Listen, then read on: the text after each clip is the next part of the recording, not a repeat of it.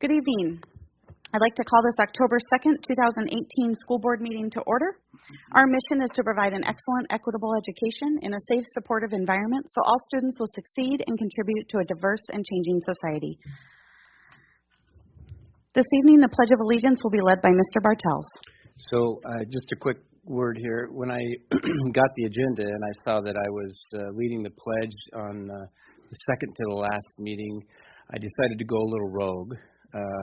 And I have invited a near dear person to me, Malia Tali, to sing the national anthem after the pledge as a tribute to not only the day that we celebrate today as voting and the right and the freedom to vote, but also as a tribute to our colonels that sit on the board with us and the men and women in uniform. So thank you for this opportunity.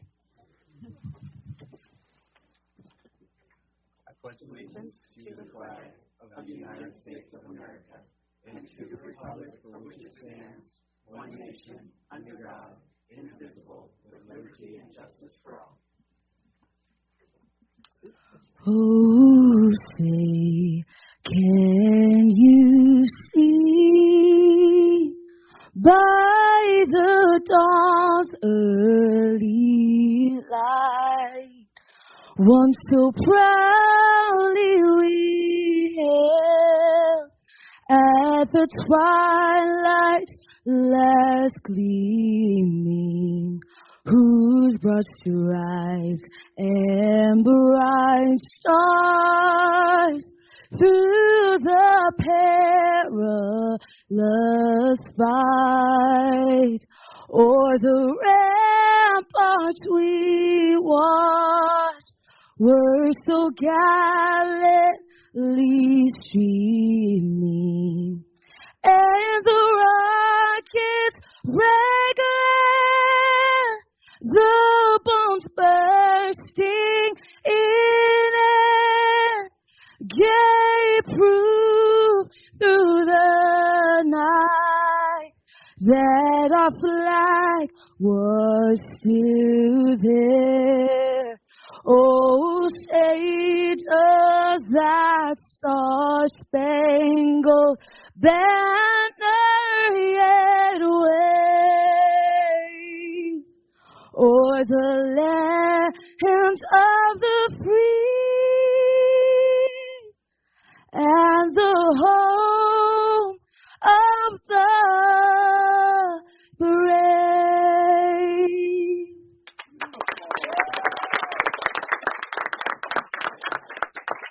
Thank you, Malia. Thank you very much. It's nice to have some vocal before the meeting. We've been missing our students performing, so thank you for coming this evening. Thank you, Mr. Bartels, for that treat. And now we will move to our roll call. Ms. Tuttle? Mr. Jerome? Here. Colonel Bondurant? Here. Colonel Fisher? Here. Ms. McConnell? Here. Mr. Doran? Here. Mrs. Dominique? Here. Mr. Rice? Here. Mr. Bartels? Here. Mrs. Lambert? Here. Mrs. Haas? Here. The board has a quorum. Thank you.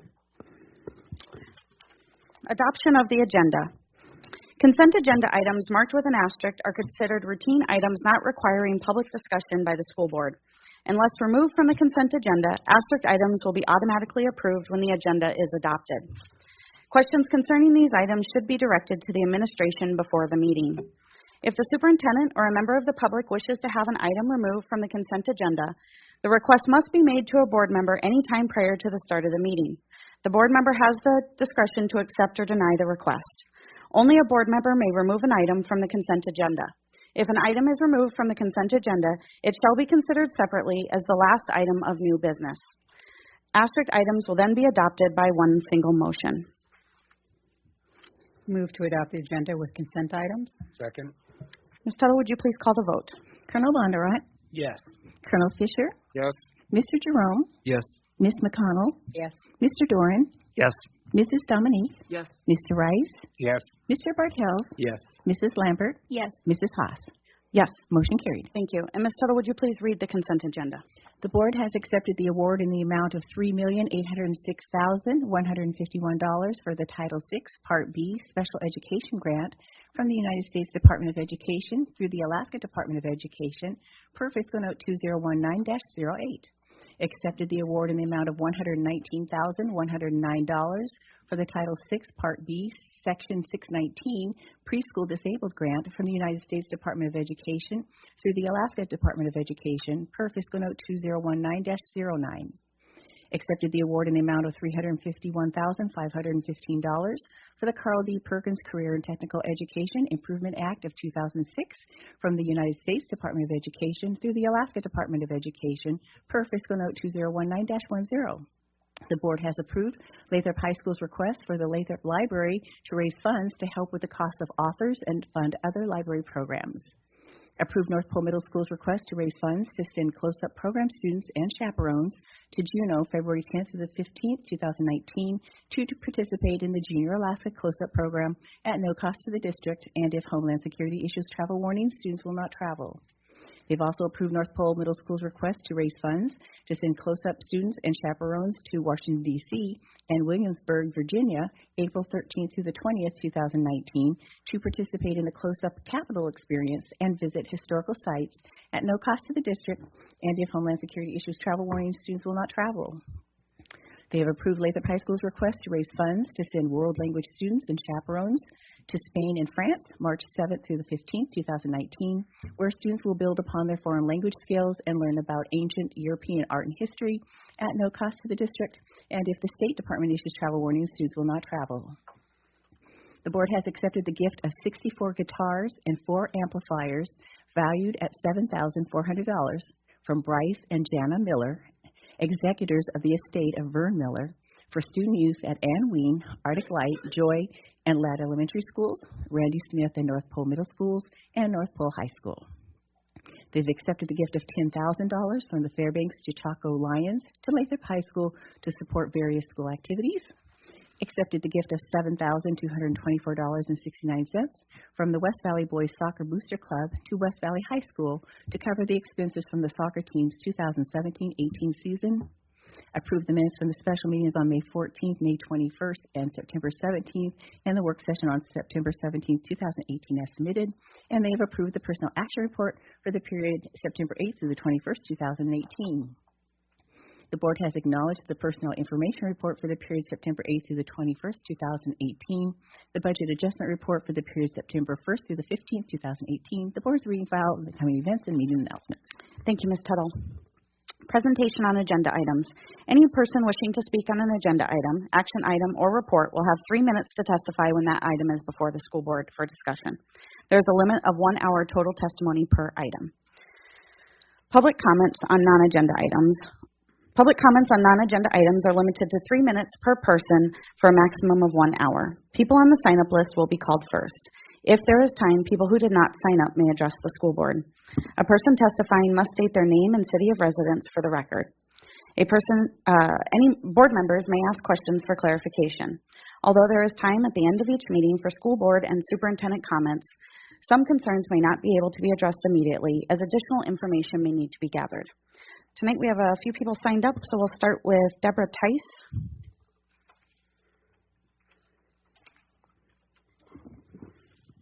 Hello. You could state your name and city of residence for the record. Deborah Tice, North Pole. Thank you. A new season has begun. I am the librarian at North Pole Middle School, and I am here tonight to say thank you. I want to thank you for reinstating the library assistant positions at all your secondary schools last spring. The position of assistant librarian at North Pole wasn't filled until late in the summer, and I started the year in that space on my own. I had over 600 students and over 45 staff to get settled in. This included the lessons that I co-taught with my teachers on the second day of school. I sorted out technology, organized and distributed all of hundreds of items after summer maintenance, countless passwords from both student and staff to reset, and a myriad other tasks that are too numerous to mention here tonight. I was, as the phrase was coined, I'm not sure if you remember it last spring, I was on the verge of acquiring stress shingles. The only thing that kept me going, besides the amazing staff, I'm going to cry because I love my school so much, and my administration. They kept me going, but the knowledge that help was on its way. In 7 days, my new assistant would walk in the door. I think I did almost cry. I probably did when she walked in the door. Her talents and her energy have been, to say the least, welcome. I will share with you a more detailed report as the quarter rolls by, but I wanted to just take a moment to say thank you for seeing the value in your libraries and the programs and the services that we offer. Thank you for maintaining that library assistant position at North Pole Middle, which has allowed me to perform the job that my principal hired me to do. Please know that the invitation to visit your libraries that was offered last spring still stands across the district. Sincerely, you can, and we hope you will, forgive this library joke, but please check us out soon. Thank you. Thank you, Ms. Tice. Okay, next I have Krista Christensen.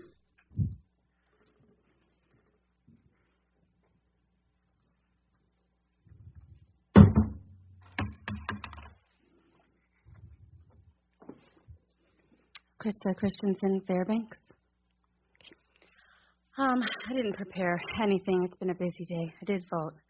A couple of weekends back, my family and I were canoeing and kayaking on the Upper Chena, and we were all thrown from our watercraft and barely survived, which was scary, but it created an awakening for me personally, because the only reason that we survived was because we were all wearing PFDs, and I had brought a dry bag full of change of clothes for my 6-year-old, my 11-year-old, my husband, and myself. And that's how we got out of there. And it was a very long road after that, too. But I returned to my job teaching English and Alaska Studies at North Pole High School with a renewed vigor for drills and safety. And what I did was spend an entire day just on drills and safety, which is good to do anyway.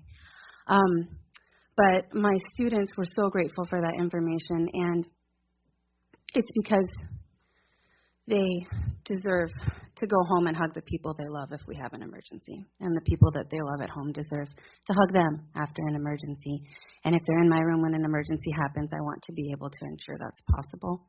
I've never really taken it as seriously as I do now. I taught on the Kenai Peninsula for 4 years, and because there's a risk of volcanic eruption in the Kenai Peninsula, every classroom in the school district had an emergency bucket, which is much like the GO bucket that was described in the ALICE training that we were all mandated to complete. And I don't know why we don't all get GO buckets. That just doesn't seem right to me. So I made one, and I came to show it to you and respectfully request that the district consider providing all teachers in all classrooms with GO buckets. So this is what I have.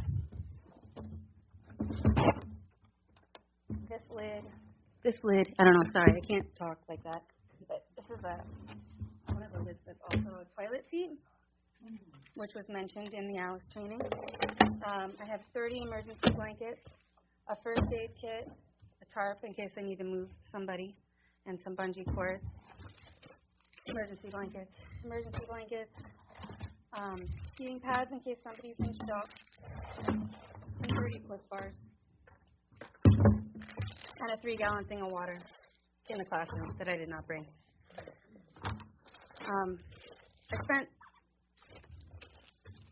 I spent my own money on this. I shouldn't have to, but I did because I care about my kids.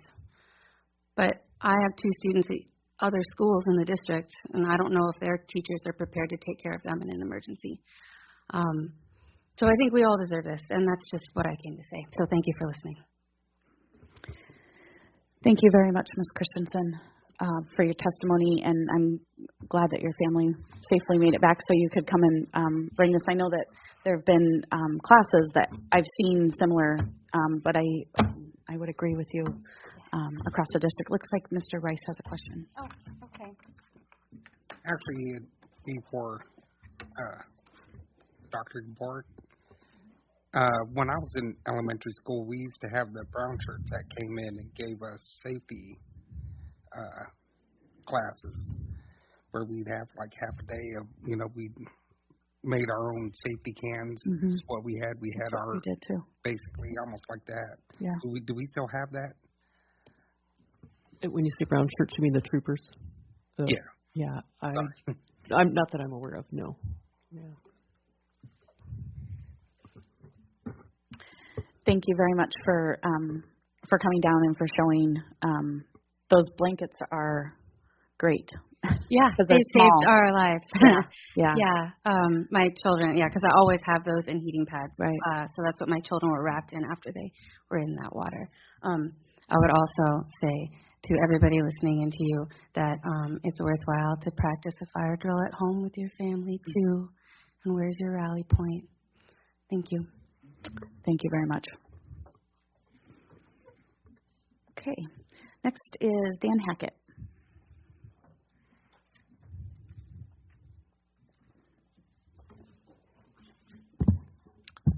Let's see. I'm Dan Hackett. I live in Fox. I'm a parent of a high school kid, and I also work for the school district and also for the university. I was here about a month ago talking about middle school, sort of advanced kids in mathematics, and the lack of plan to deal with those kids. So in about the last month, I came and talked to you about how Lathrop was willing to take those kids, and we have for about the last 20 years or so. And all of a sudden, the school district has changed their priorities and moved them away from middle schools walking over or taking high school classes. In all the email exchanges that I've had with a variety of administrators, I'm a little bit disappointed in terms of what happened. I made a couple of errors and mentioned names that I probably shouldn't have. I made a mistake of asking why, and none of that really matters. What I'm interested in is whether or not the school district is willing to let kids walk across and take those high school classes and not just be stuck on computers or not just be ignored for a year. And that's all I really care about is coming up with the list. I'm interested in the district being transparent and showing what the actual list or what the priority plans are for these kids and looking for consistency. In all my email exchanges, I could not get any administrator to simply tell me what the plans were. I kept being told that it is a building decision. I was told that each middle school has or wants to have a highly qualified teacher and that it is up to the learning team to do it. But every time I asked for what's the actual plan, I couldn't get an answer. In this day and age of the instant communication and trying to be transparent, and it just seems absurd to me that we don't have a list of what these kids have the right to. So the last email exchange, I couldn't get anybody to tell me anything about what is being offered to these middle school kids. In the past, we've had 4 or 5 kids walk over who needed help in algebra, wanted and were excited to be in a class with their peers, and now we're not seeing any of them. The priority seems to have changed towards sort of apex learning or other alternatives.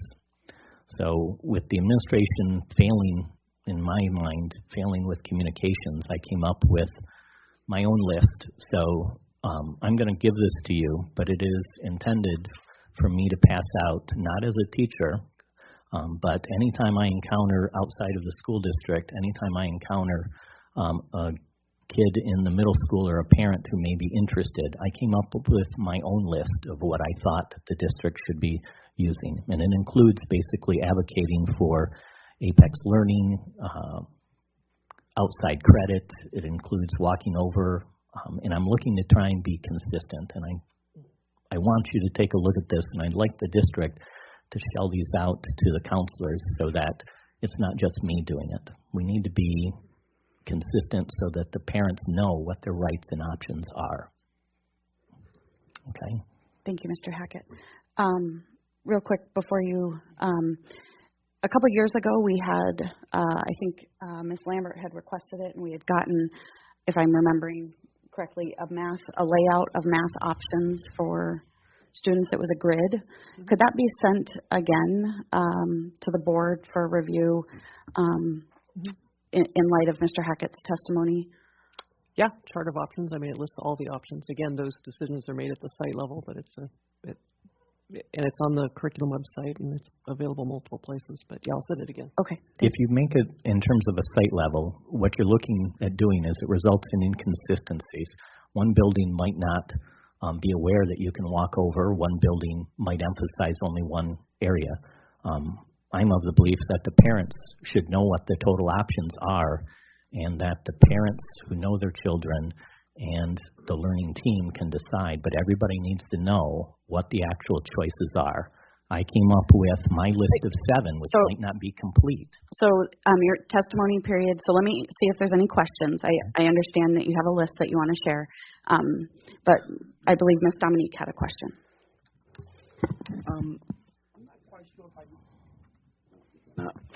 I'm not quite sure if this question is for Mr. Hackett or it may be for Dr. Gabor. I've encountered a few parents just this last week that are and you're talking advanced math, right?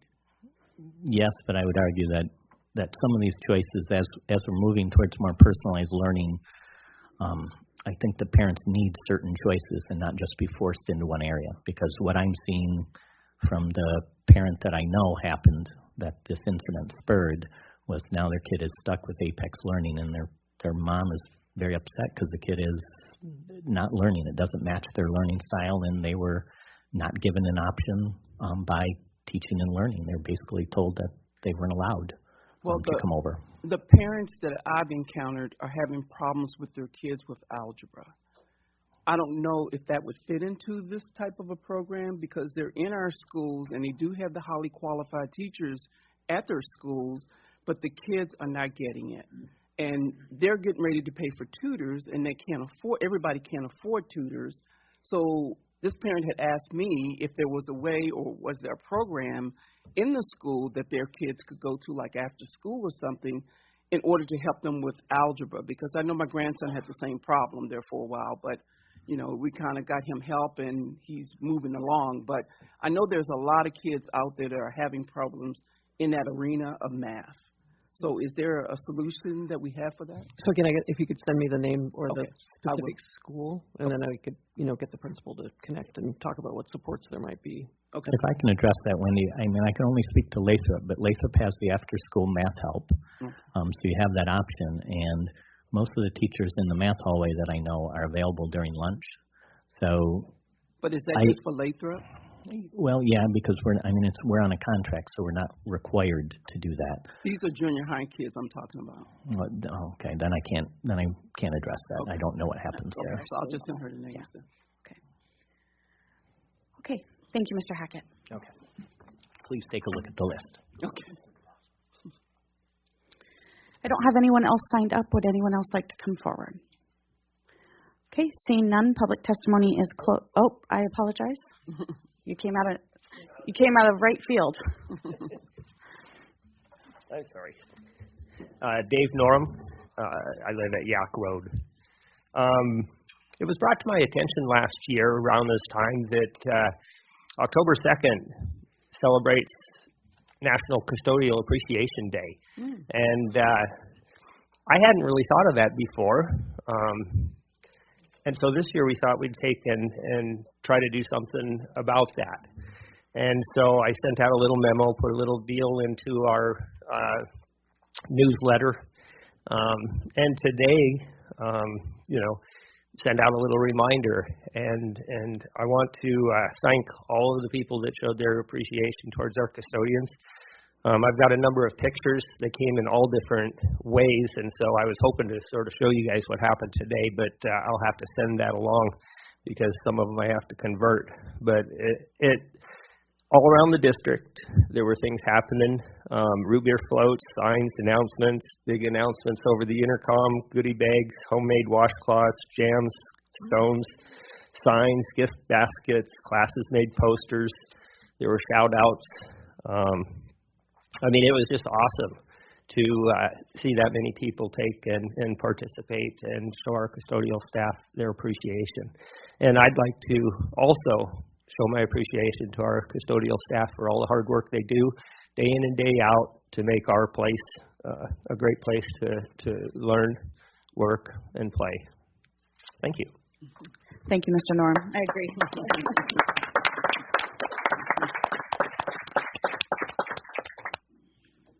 Is there any other public testimony?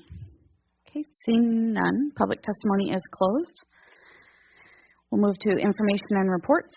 Consideration of supplemental sexual education materials.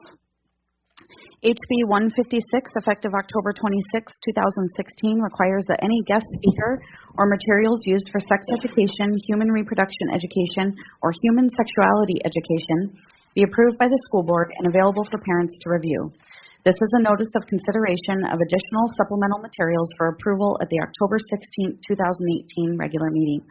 Administration recommends approval of the additional presenters. And turning it to Ms. Hadaway. Okay. Thank you, Ms. Haas. So there are 3 additions for your consideration. The first 2 are organizations that have previously been approved by this board, Step Up to Healthy Relationships and the Public Health Center. They have new employees. However, their curriculum and the approved and slideshows and things that we've looked at before have not changed. They just want to be able to add new or additional employees. The third is a standard health text that is being that we would like to adopt at the Career Education Center.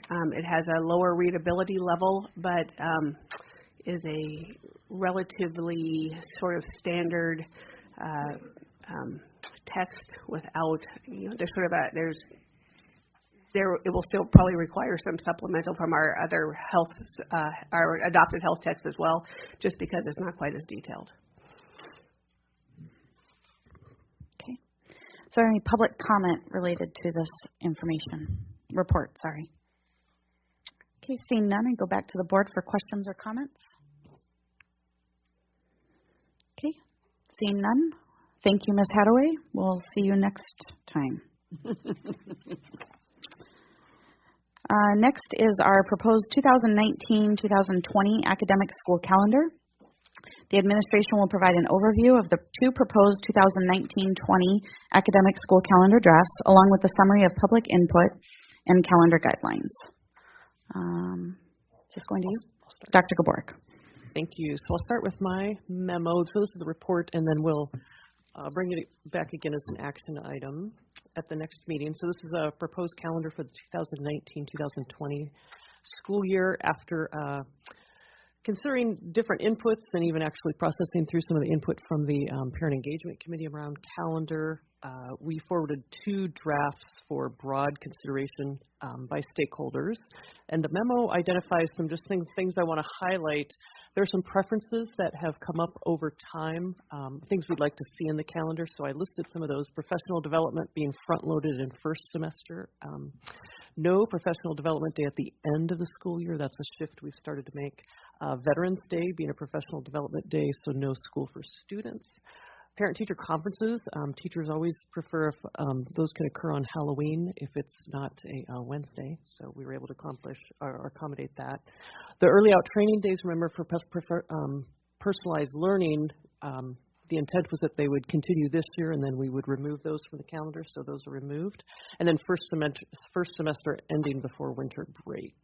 And then a new preference that is something that we've been talking about, trying to figure out how to accommodate, and we have done in both drafts A and B, are in February, rather than separating the professional development day and the parent-teacher conference days, putting those in the same week, so that especially secondary teachers often request that we have fewer disrupted weeks during the spring, and things like testing and those kind of things tend to disrupt spring semester more than you see in fall semester. That does a couple things. Parents, you'll have to have kids do college trips, and so parents get a little bit more time with that. And then again, fewer disrupted weeks for teachers. Really, the differences between draft A and B is, do you want to start midweek and end on a Friday, or do you want to start on a Monday and end midweek? Those are essentially the differences.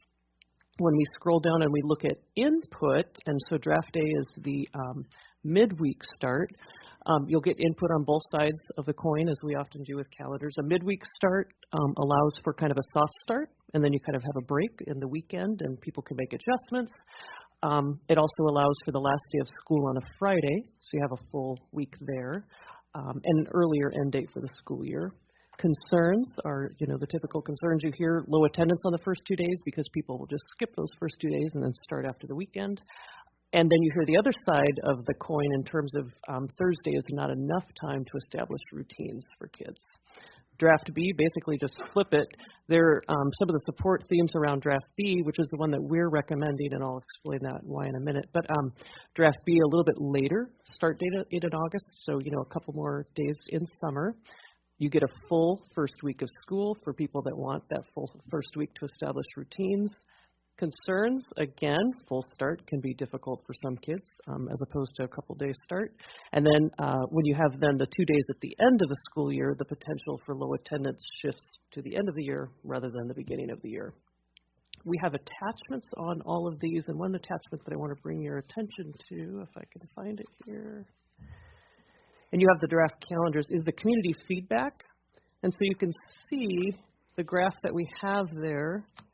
So the blue represents people who preferred draft A, and you can see the different stakeholder groups: parents, elementary teachers, secondary teachers, building staff who were not teachers in the district, the admin center.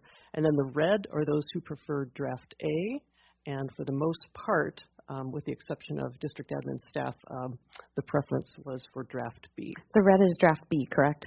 Oh, did I say that backwards? Yes. Blue is draft A. Right. Blue is draft A. Red is draft B. So our recommendation is draft B.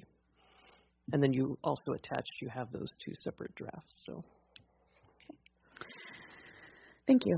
Is there any public comment related to the report? Okay, seeing none, I'd go to the board for questions or comments. Ms. Dominique? Did we increase the early outs at all, or it stayed the same? We took them away. So we actually took the early outs, the ones that we added just for 2 calendar years, like we just had one on Friday. We took those away because that was specifically to help us with our personalized learning rollout. So in terms of parents struggling with what to do on that half day, so those are gone. Yeah. Thank you. Yeah. Mr. Bertels. So if I counted correctly, I think we have 11 early outs this year, and it looks like either A or B proposals reduce it to 9. That sounds like it should be right. Therese is more familiar with the numbers than I am. Testing and some other, I think, trainings. And it just is there I go back to the early out and how that's it's from a parent standpoint, the feedback that I get and I would portray is that a full day out is easier to cover from a parent standpoint than an early out. Right. And so I don't know if there's, although I want to recognize the effort put forth, we're reducing it by 2. Is there, like the testing, the end of the quarter testing, there's 3 days at the end of the school year? And right. End of the... And some of those are required by the collective bargaining agreement. So it's work time for teachers that is built in there. So there is some of that. Those early out days are still there. Okay. Yep. There's 8 total. Was that what? 8 total. So there's 3 at the end of each semester and then 1 at the end of each quarter. That's in our collective bargaining agreement. That's on A and B, both? Both. Okay, so it's gone from 11 to 8? Yes. Okay, thank you. So it has just the amount that's in the collective bargaining agreement. And that's the minimum that the bargaining agreement allows? Okay, thank you. Mm-hmm. Mr. Dorn? Just curious, I'm looking particularly at A, but I could see it also playing out in B easily enough. The concern for a Thursday start in August, just 2 days being not enough time. Was there any consideration given to, let's say, starting on Wednesday in August and taking getting out a day earlier in December for the first semester? Not that I'm aware of, no. We did start this year with that kind of a schedule, starting on a Wednesday, or originally scheduled to start on a Wednesday with an additional day in the winter break. It did add a considerable amount of staff time because you had classified staff that were going to be paid holiday pay starting an extra day of holiday pay. So that's why the board revised the calendar for this year. So usually when I build the calendar, I start from Christmas, the Friday before Christmas, and then kind of count the days back. Okay, because we got started on Thursday. We did start on Thursday this year. No, okay, so if the Christmas break, the last day before Christmas break was on a Thursday, then winter break was on a Thursday, then that would cost more because we'd have to pay staff for Friday. Yes. Yeah, I think it was about, I want to say 226,000 is what's sitting in my head but that extra day was going to impact the budget by just over $200,000. Right. Okay. They're guaranteed so many paid days during the winter break. I think that it was something, I think it's whatever the break is. Whatever, yeah. It's what we pay them. So if you wanted to keep that a consistent chunk of time, then you would need to start second semester on Friday the 3rd, which I'm not too sure people would be excited about. Great, thanks. Okay. All right. Thank you, Ms. Walker. Thank you, Dr. Gaborik. And this will be before the board on the 16th as well, correct? Correct. Yes. Okay. All right. Moving to our superintendent report, I'll turn it over to Dr. Gaborik.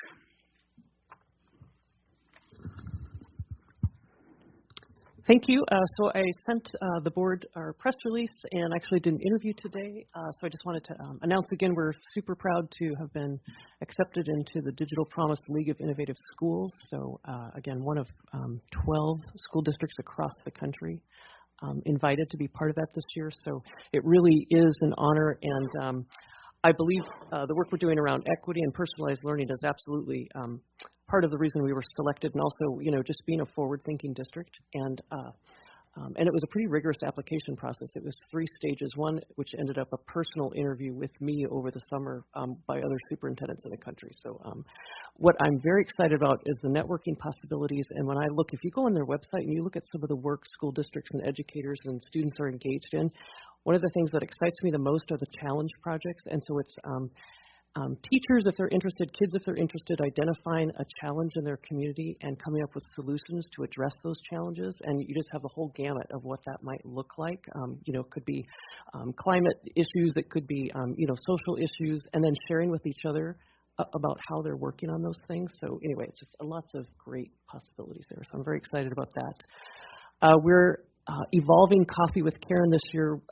We did 7 a.m., a web-based interactive platform last year that was just an internal communication platform. So this year we're expanding it to Facebook Live. So the entire community, if they would like, can interact with me on Facebook Live. So we'll see how that goes. Therese was trying to warn me about all the potential pitfalls. So we're going to be brave and go with it. So the first one's tomorrow. So I think we'll start out with school board election results, because that'll be like hot news, hot topic right off the bat. And anyway, so they'll start at 12:15 to give everybody a chance at lunchtime, and we'll go approximately to 12:45. And so it'll be more interactive. Anybody can dialogue with me, and we can take questions and things like that. So I'm looking forward to it. It'll be fun. Miss Lambert and I are doing a training with the PTA Council this Saturday. So we're going to go early and kick them off and talk about the strategic plan and highlights and an update and kind of accomplishments, and then where we're headed with the new process, and then just any questions PTA Council might have. So we'll do that Saturday. And then I just wanted to let the board know again that I've been invited to be on the panel, the town hall meeting, which is the second town hall meeting, follow-up town hall meeting on gun safety in the community, so specifically representing the school district viewpoint on that. And so, of course, we'll talk about Alice and just lots of different things in general. And Robert Hammond is facilitating that conversation. And so I sent you a link if you want to listen to a little bit of a preview that he did on that event. And Kate Wool is organizing the entire thing. So I think it'll be a good community engagement activity. So that's 5 o'clock this Friday. So I'm pretty sure it'll be recorded. So if you aren't able to go, we can send that to you. So that's it. Thank you. Thank you, Dr. Gaborik. Now we'll move to old business. Policy 264, school board meetings, types of meetings, second reading. In an effort to increase participation and engagement with students, parents, staff, and community members, and allow board's business to be conducted earlier in the evening, the school board is proposing regular meetings to be held from 6 to 9 p.m. rather than 7 to 10 p.m. Move to approve second reading, public hearing, and adoption of policy 264, school board meetings, types of meetings. Second. Okay. So this we had on our agenda a month ago. So this is second reading. There were no administrative changes, I don't believe. I'm trying to remember all the policies tonight. From first reading. And so at this point, I would go to the public for any comment. Okay, seeing none, public comment is closed. I go back to the board for questions and comments regarding policy 264, school board meetings. Ms. Lambert. So last time we postponed to look at the different options that were going to be available. Right. Thank you. I knew there was something. For airing it? Yes. If you could just expound on that. Yes. I think Dr. Gaborik has that. I apologize. And Ms. Walker can come up too. She's so we've got a variety of options.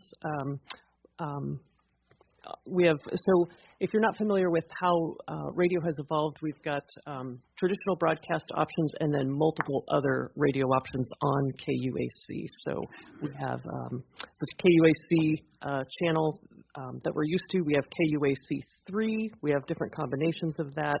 We also have commercial radio options. So if the board passes this, then Ms. Walker and her team has been working with those different stations and the options, and then we will select a package that optimizes airtime for the board meetings. So we just wanted a little bit of time to make sure we had all those outlined.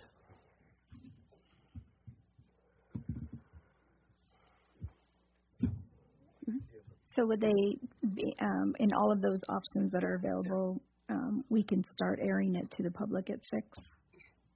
In most of those options, and I'll let Sharice speak to the specifics on those. Sure. Okay, I'll just jump in. So first of all, I wanted to point out that we do provide it multiple ways as a school district. We have the video web stream, we have the video broadcast on GCI 14, and then we have the audio recording available the next day. So there's multiple options in place. I spoke with Gretchen Gordon at KUAC. It's not possible for us to stay on the FM channel and start at 6 o'clock and run our full meeting at, starting at 6 o'clock on the FM channel I've been using. So there are a couple options. They can have us on their KUAC 3 channel, which is real-time audio of the meeting. It would be available on the KUAC website on public TV channel 9.8. So you'd be able to listen to the audio through the TV and then through the NPR app. The other option would be that we could start the first hour on KUAC 3 from 6 to 7, and then they could switch us to the FM station at 7 o'clock. So they do that with the Borough Assembly meeting where it's kind of like joining in progress. So, how we want to, you might want to look at the agenda structure at that point to kind of see, would it make sense to have a break during that switch, or would we just kind of keep going? And then the third option is real time. So we do preliminaries from 6 to 7 on the KUAC 3, and then do FM for starting at 7. The other option is to keep the broadcasting time the way it is and just not broadcast the preliminaries. Do those kind of in-house for people who are here in person, and keep that 7 p.m. slot on the FM radio station. So there is the first option potentially would have an expected cost because they would need to bring in a board operator to monitor the live meeting feed to make sure that they don't have dead air, to switch us over and we're done since we don't have a set ending time, that kind of a thing. So we estimate that cost about $1,500 to $2,000 a year, depending on the length of meeting. It was $17 per hour for their board operator, so we just kind of did an estimate there. Outside of KUAC, the option with a commercial radio contract, I've been talking with Kim Williams. This is the the option that the city of Fairbanks takes, and they contract and have it aired on the AM station that they have, which is, I believe, $9.70. This would be the most expensive option. Kim quoted a price of about $100 an hour. They also would have to provide a board operator and maybe overtime for their staffing. So there would need to be a contract kind of worked out for that. But like I said, it's in the city of Fairbanks is already doing. So we have a couple options that our other sister organizations have come up with. And then as far as timeline, KUAC could make the switch by the next regular meeting. Kim Williams said they would probably, once the contract was finalized, they'd probably need about a month to put that into place.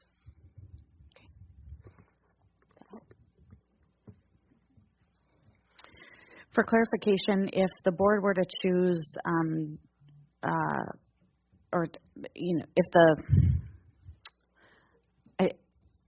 I'll talk about my personal opinion. So if the option were chosen to start with the 7 p.m. as we do now, but the preliminaries were already in progress type of thing, would it still be able to be streamed in GCI? And then we'd have the recording. Those three options would still be available prior for the preliminaries and things like that. Yep. Okay. I'm going to start with Mr. Jerome, and then I'll move my way down. So just first off the bat, just as a reference point, whenever somebody has mentioned something that was going on in the school at one of the school board meetings to me, if they weren't at the meeting in person, they almost always reference listening to it on 89.9 FM, which is the KUAC channel. And so the option of, starting with our preliminaries and then jumping in at 7 p.m., wherever that lands us in our meeting sounds like the best option to me, but I think that we should definitely consider the weight of that, because I know that a lot of our listening audience does come through KUAC. So just keeping that in the back of our minds, that we have a large listenership that comes from that FM station. So making sure that if we do have hot topic items that people are really engaged in, such as the budget, that we have plenty of time, or that we're making sure that those make it to the airwaves. Ms. Dominique. I have a couple questions. Right now, are we paying for the broadcast at all? We aren't. My other question is, the alternatives that you've given us would require, majority, a computer. I mean, one of them was a radio. You could listen to it. Or a television. Or television. Mm-hmm. And I just don't think that's going to be feasible.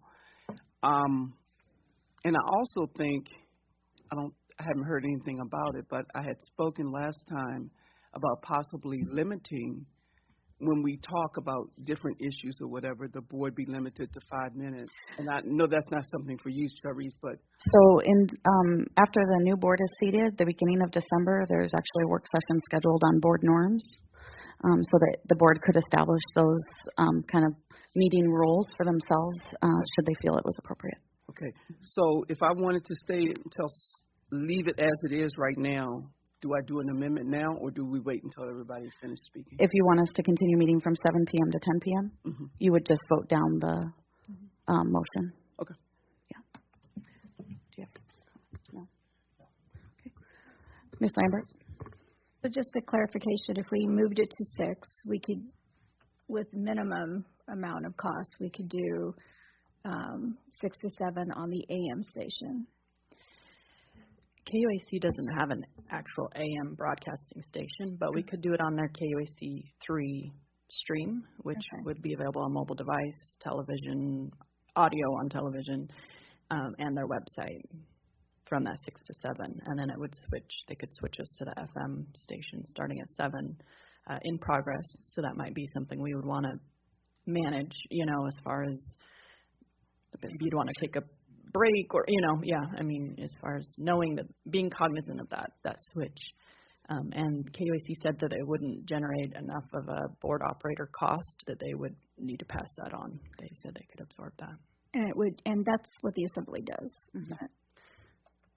I'm not sure if they broadcast their previous that section. I just know that their meeting is joined in progress at 7 o'clock. Right.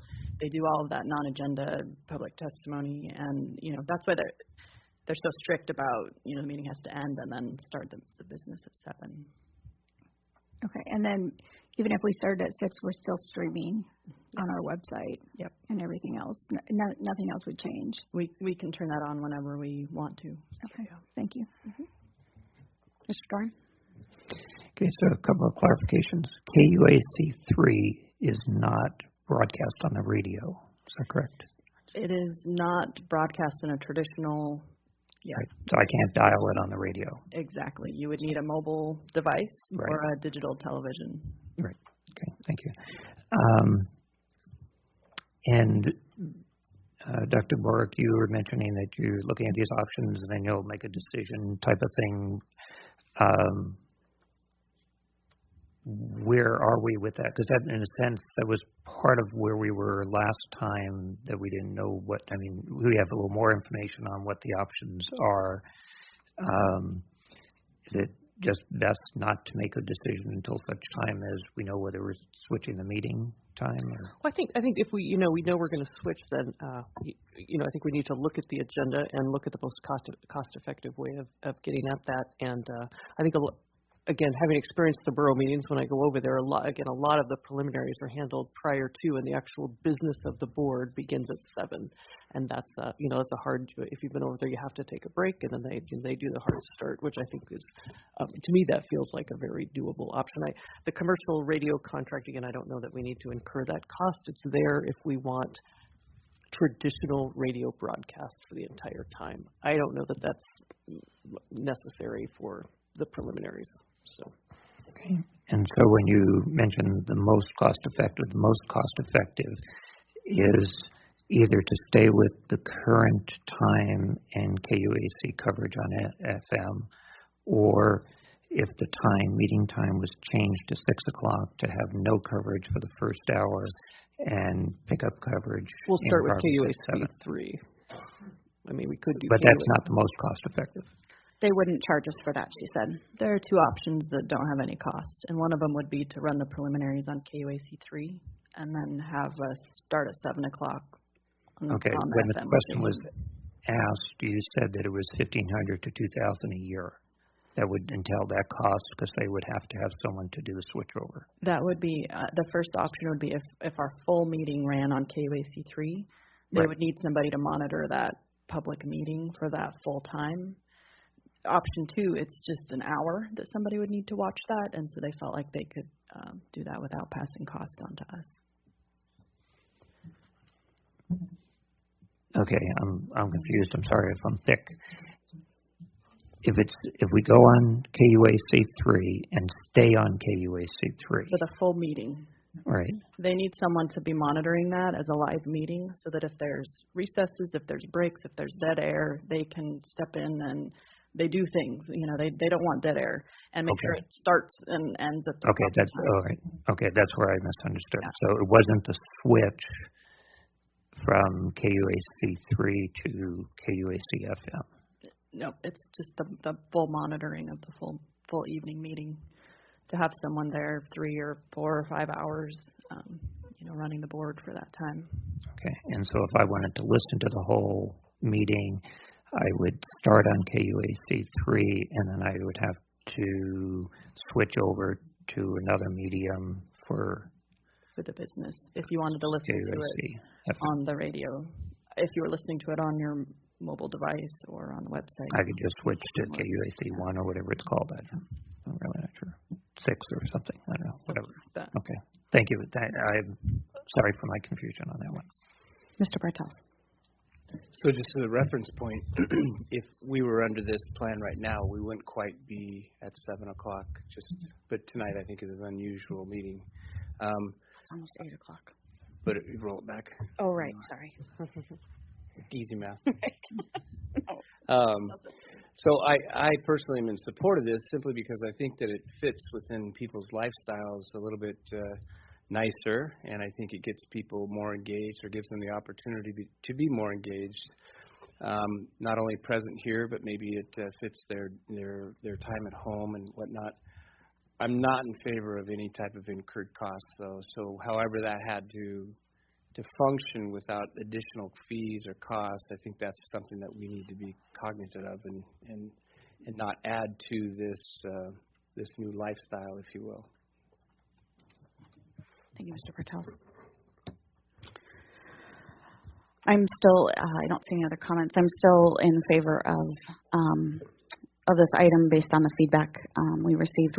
All the instant feedback we got when the public was asked to provide feedback.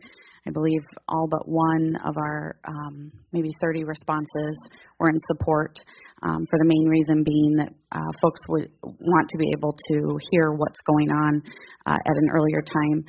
I would agree that if we can do things without incurred costs, that's a benefit, but I also think that we need to be very cognizant that for years KUAC has offered us this time slot and the borough this time slot at no cost, and with their budgets, there's a very real possibility that in the future those costs could be passed off in other ways. So I think it's just important for us to remember that it's been great, but in the future we may, no matter what, have a cost to broadcasting our meetings. So with that, Ms. Tuttle, would you please call the vote? Mr. Jerome? I'm sorry. Hold on. I'm sorry, matter of process. I think we were just getting the administrative thing. Are we continuing? Oh, I was on questions and comments, yeah. So if you have additional questions or comments, I'm sorry, nobody else, I hadn't seen any hands, so. Right, I'm waiting for the discussion of the item itself. Okay. Or are we still on? I think we're having that. Am I mistaken? We're in it. Okay. Okay. Is there something you'd like to add? I do, but I know Ms. Dominique had a question about making an amendment. No, Ms. Dominique had asked how she could keep our current schedule in place, and so I advised her that she would then vote down this motion. She didn't have an amendment. Okay, I'll start off first with an amendment to the first paragraph of the regular meetings, the first part of that paragraph. And I would like to amend it to read, regular meetings of the school board will take place on the first and third Tuesdays of each month, with the following exceptions. The first Tuesday in December, the first Tuesday in December and June, third Tuesday in January and August, and no meeting in July. During the accepted months, the school board may call a regular meeting on the first or third Tuesday, respectively, as needed and determined by the board. Is there a second? Okay, seeing no second, the motion dies for lack of a second. We're back to the main motion. Are there any further comments or questions? Mr. Doran. Okay. One of my concerns as it's amended right now is when we talk about the board regular meetings will take place on the first and third Tuesdays. Most months when school is in session, most months is extremely vague, and I think it's appropriate for us to state what we really intend, and that's why my concern for putting in specifically really how we are meeting and how the board has met for quite a number of years as a pattern. But I think we need to put a clarity rather than just simply saying most months. I do realize I can vote down this whole thing because I do also have the concern with the meeting time. I do want to piggyback on Mr. Jerome's comment. I have been amazed at how many people listen to our meeting on KUAC. I mean, it really struck me as a practicing principal, yes, periodically I would hear people comment, etc. When appropriate for tonight, being election night, when I was running last year, the number of people who stopped me on the street and said, "Oh, I heard you on the board. I didn't know who you were.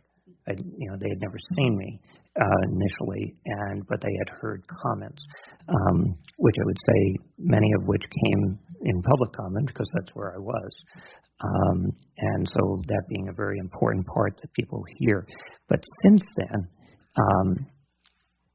even people who have commented about board comments at the end of our meetings when we do talk about the fact that, well, I don't know if anyone's listening. And on some nights, that's probably a very small number.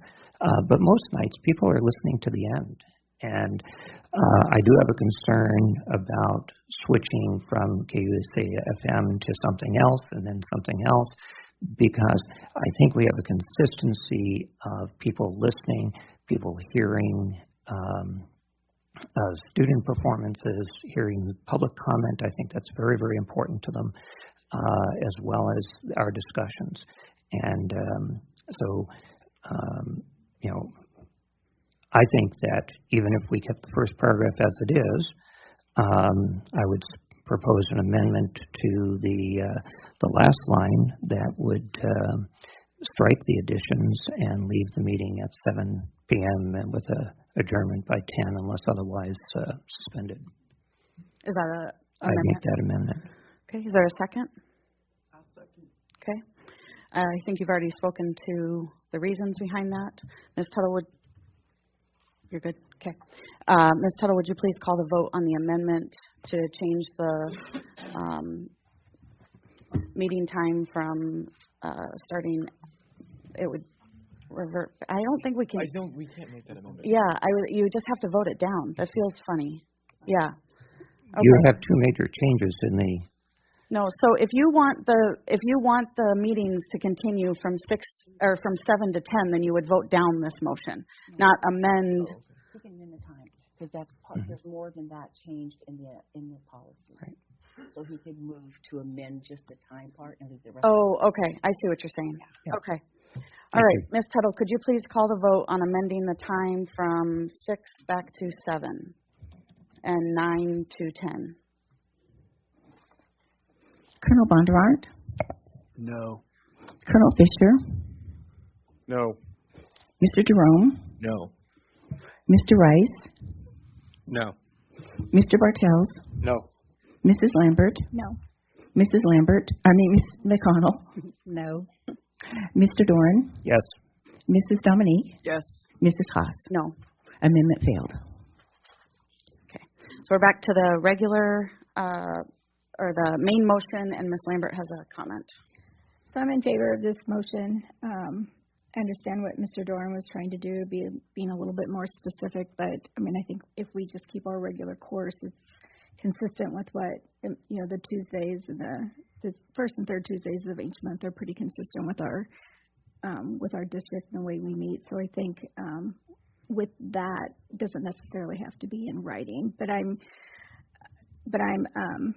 in favor of this because first of all, the comments that we got were almost all in favor of moving it and to an earlier time frame. And I think it's really important that we move it to an earlier time frame because we have a lot, not just adults that come in and testify, but we have a lot of kids that want to come in and testify on certain things. And there have been times when we have been here until 10 or 11 o'clock at night, and sometimes we don't even start our business until 9:30 at night when we have a lot of other things going on. And by that time, a lot of the kids that want to come and testify, and we have great speakers. They come in and they're just wonderfully prepared and just have a lot of good things to say, but it's so late that they have to leave and aren't able to come in and to speak what they want to do. And adults the same. And who wants to sit here until 11 o'clock at night? We do have diehards that do that, but when we can start earlier and have a very specific time when we're going to start our business at 7 o'clock, I think that will allow more people to come in and have and provide the testimony when they want to. So I think that's very important. I think it's also important that we continue to have it on our FM station at 7 o'clock.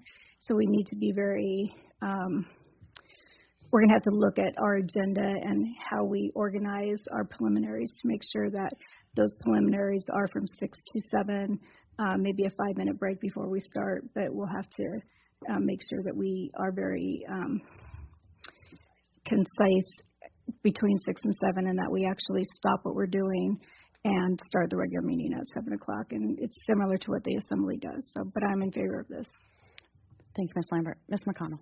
Yeah, I just want to say I'm in favor of this also for the same reasons that was just stated. But I'm going to reiterate my concern that hasn't been raised by anybody else tonight, is that just because we're going to start at 6 does not mean we're going to extend our meeting time past 9 o'clock and continue to meet on into the evening, because that is not what this is, So if we are going to be real concise, we're going to have to be really strict about how we conduct our business and make sure we get done at 9 o'clock.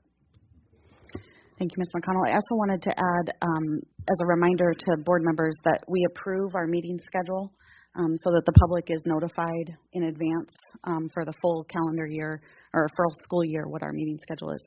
Colonel Bondurant and then Mr. Doran. Oh, sorry, Colonel Fisher. I saw the wrong hand. You guys are too close. Sorry, the camo got me. Wait, Air Force decided to adopt the Army's uniform yesterday. That's actually true. So I have concerns about the amendment and this proposal, as I mentioned at the first reading, specifically about how we conduct the meeting. So what we're proposing right now isn't necessarily written into the policy amendment, because we're saying we're only going to give ourselves 2 hours to conduct the board's business, because we're going to reserve a full hour, 1/3 of our time, for preliminaries. And while that's important, that's not necessarily getting after some of the other concerns the board members are speaking to about engagement with students and with the public, because during preliminaries that's not necessarily conducted. That's not when comment is being made on agenda items or non-agenda items. So I think that limits us in the conduct of the meeting, and it puts us on again, as Ms. McConnell mentioned, puts us under a gun, because this should not be free license to carry on until 10 o'clock. As you know, that is the norm right now rather than the exception. Just again, based on 1 year's worth of experience here, it's been the norm that we carry till 11 and beyond because of how we conduct the meeting. So I just feel like we're trying to solve the wrong problem by moving the meeting up to 6 p.m. Some of the public comments that we received in the survey response indicated that, that great, but don't carry on until 10 o'clock, because you're losing interest at that point. So again, reserving that first hour exclusively for preliminaries doesn't give us the freedom to execute the board's business in a timely fashion if we don't have the preliminaries to do. As an example of like tonight, how would this proposal be viewed in a night like tonight, where we didn't have much in the way of preliminaries? We would have sort of dead space for the board at that point, because we forced ourselves to wait until 7 p.m. for the formal portion. Thank you. Thank you. Mr. Dorn. Okay, I have a question and then a comment. Question is, if this passed, when would it go into effect? There are several options available. If the recommendation from folks was at no cost, and so I think Ms. Walker said within a couple weeks. There had been, we have had conversation about November start. There was also conversation about a January start, so that people could have plenty of notification and information going out. And so really it would depend on what the timeline looked like on the other end for the broadcasting folks.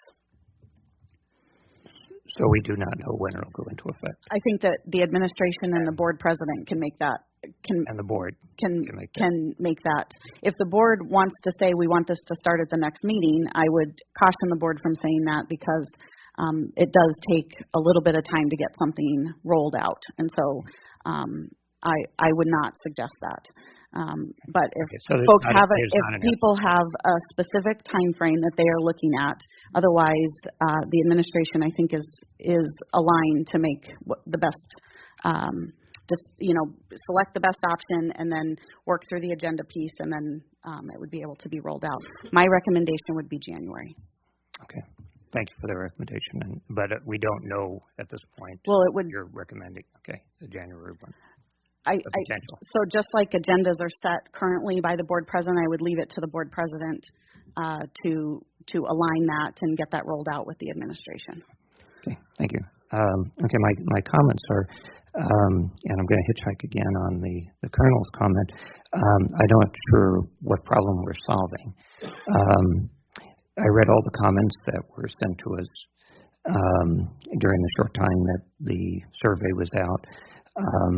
I do know that I received several comments too that not necessarily in favor or not in favor of changing the time. As I got some that might be a good idea. My concern is what is the problem that we're solving and for whom? And when we talk about communications and parent engagement and student engagement, some of the concerns that have come up, now, one of the major times they're involved in, especially with recognitions, is right in the middle of dinner time. So you either have it extremely early or you have it on the early or you have it quite late. I'm trying to see whether we're just simply trading off the benefits of 50% and benefits of the other 50 against the benefits of the other 50% in terms of the time. I really have not gotten a clear understanding of what the major issue is we're trying to solve. And so that's one reason why I'm not in favor of this, and because I think it impacts quite a number of people as it is. I am very concerned about the coverage, the radio coverage, just thinking in terms of people who start listening to the meeting in the car or continue to listen to reading in the car. Obviously, they will not have those opportunities for if it's on KUAC 3. And the question of what happens during that first hour if the time is changed is completely open. We could continue to start our meetings like we do now, just roll through, and when we get to various agenda items, we just continue to proceed, which is what I would think. But that's a different discussion, as you say, with the norms of the board and how we organize our meeting in process. This does not address that. What happens between 6 and 7 and 7 and 9 or whatever. But I do think that we're not clear on really the problem that we're addressing, and are we just trading one problem off for another problem? And so I'll end it there. Thank you, Mr. Bartels. So I'm going to piggyback on Colonel Fisher as well. I think that the intent of the changing of the time was to move the meeting up, but not create the pause to stop the meeting. I don't remember that ever being a discussion point other than until tonight when we bring up the listening audience. And I want to say that we're not limiting the listening audience from joining in. They could live stream on our website, and it's going to be a continuous meeting. If they don't have that capacity, they still have the capacity of being able to listen through KUAC means. Yes, it's a little bit cumbersome simply because they'd have to switch over, or yes, they would have to switch over to the radio station. But I think you lose, to Mr. Doran's question, I think, or comment, I think you lose the intent of the change if we do pause and break and then decide we're going to pick up at 7 o'clock to continue the meeting. And then that does put you in a box, and then therefore you have lost what I believe the motion is to continue the meeting and move it forward so that it's more conducive for the general public. And I think that's where we're at here is not necessarily to make our lives better, although it would, but it's also to be more user friendly to our audience. And so I would not suggest nor encourage the board to even pause the meeting or break the meeting. I think that the listening audience has the capacity to be able to listen, or they could pick up with the meeting in progress if that's what they choose. Thank you, Mr. Bartels. I have you down, okay. Mr. Jerome. Ms. Dominique, then Mr. Jerome. I agree with Colonel Fisher and Mr. Doring. I would like to get out earlier as well, but I can see where we would be actually losing meeting time to speak about our issues. We only meet twice a month, even though people say we meet all the time. We don't meet all the time. And we need to communicate about the issues that are coming up. And if we go to 2 hours of discussion instead of the 3 hours that we have, not that we discuss throughout the whole 3 hours, there's, music with the kids and, like you say, the preliminaries that we have, but they don't always last for an hour. Sometimes we can get into the meeting before 7 o'clock if you change it to 6 o'clock. So I'm not in favor of this, and to pay for an hour for anything that has to do with our meetings, I mean, we have a budget that we're tight-strapped, and I don't think paying $100 an hour for a 6 o'clock meeting versus keeping it at 7 o'clock. I know people are getting home late. I have to get up at 5 o'clock in the morning to go to work the next day. But I sympathize with people that would like to come and make testimony and whatever. But I think keeping it at 7 o'clock would be the best for everybody. And to get 30 responses back when we have like 13,000 kids in our school and make a decision off of 30 people, I don't think that's enough responses as well. Mr. Jerome. So first, to address the question of what is the need of this, I would refer back to the orange sheet posted everywhere, and it says, effective communication, establish relevant, inclusive, consistent two-way communication to enable and encourage student and parent and staff communication, connectedness with this district, and increase the diversity of voices within the district. And I think that when we bring this proposal back to that value, I think that we would find that it would establish more relevant, inclusive, and consistent two-way communication, and that we would, I know we only got 30 responses out of 13,000, even though we have 13,000 students, that the vast majority of those responses essentially came down to saying that it would establish more relevant, inclusive, and consistent two-way communication. So I understand that, we don't want to be spinning our wheels, so to speak, and wasting any time by having a break between preliminaries and starting the meeting, but in terms of what our community has told us would help this goal of effective communication, I think that it is in our best interests to pass the proposal. Thank you. Okay. Do you have something additional? Yes, I do. Okay. Do we have any information on how the city has found the benefits of their changing meeting time from the public? Because we really have not had a lot from public, even though many of those comments were from staff. But do we have any feedback from how the city has found their change? I don't have any feedback at this time. And the city also does the paid option. So. Yeah, I was just wondering, okay, since they moved to 6 o'clock, right, whether they've seen any increase in, if they had any experience there. We don't have any information. Is that right? Dr. Clark. So I can say, as somebody who showed up for public testimony, I was appreciative that it was at 6, and I was out of there. I mean, that was helpful. I also appreciate that about the borough, too. I mean, you could get in and out on their public testimony. Thank you. Okay. I think it looks like we're ready for a vote. Ms. Tuttle, would you please call the vote? Mr. Jerome? Yes. Colonel Bondurant? Yes. Colonel Fisher? No. Mrs. Lambert? Yes. Ms. McConnell? Yes. Mr. Doran? No. Mrs. Dominique? No. Mr. Rice? Yes. Mr. Bartels? Yes. Mrs. Haas? Yes. Motion carried. Thank you. Okay. We will move to, thank you, Ms. Walker. Move to action items, new business. Resolution 2019-04, honoring Indigenous People Day.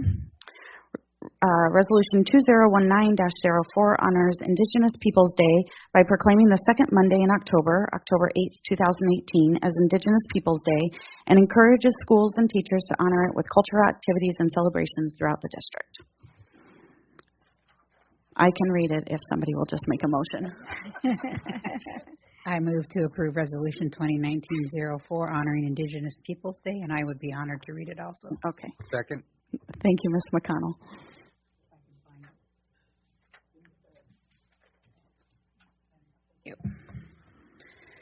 So, honoring Indigenous Peoples Day. Whereas Indigenous peoples have occupied the land that now constitutes the Fairbanks North Star Borough, and whereas the Fairbanks North Star Borough was built upon the homelands and villages of the Indigenous peoples of this region, without whom the existence of the borough would not be possible. And whereas students of Indigenous peoples' heritage are a significant population of the Fairbanks North Star Borough School District student body, and whereas educators of Indigenous peoples' heritage distinguish themselves as educators in Fairbanks North Star Borough School District classrooms, and whereas principals of Indigenous peoples' heritage have led their schools with vision, and whereas Indigenous peoples have served the school board with distinction, and whereas the Fairbanks North Star Borough Board of Education values the many contributions made to our community through Indigenous peoples' knowledge, labor, skills, monetary contributions, and the deep cultural contribution that has substantially shaped the character of the city of Fairbanks, the entire Fairbanks North Star Borough. And whereas the Fairbanks North Star Borough Board of Education opposes the systematic racism towards Indigenous peoples in the United States, which exacerbates disproportionate educational opportunities.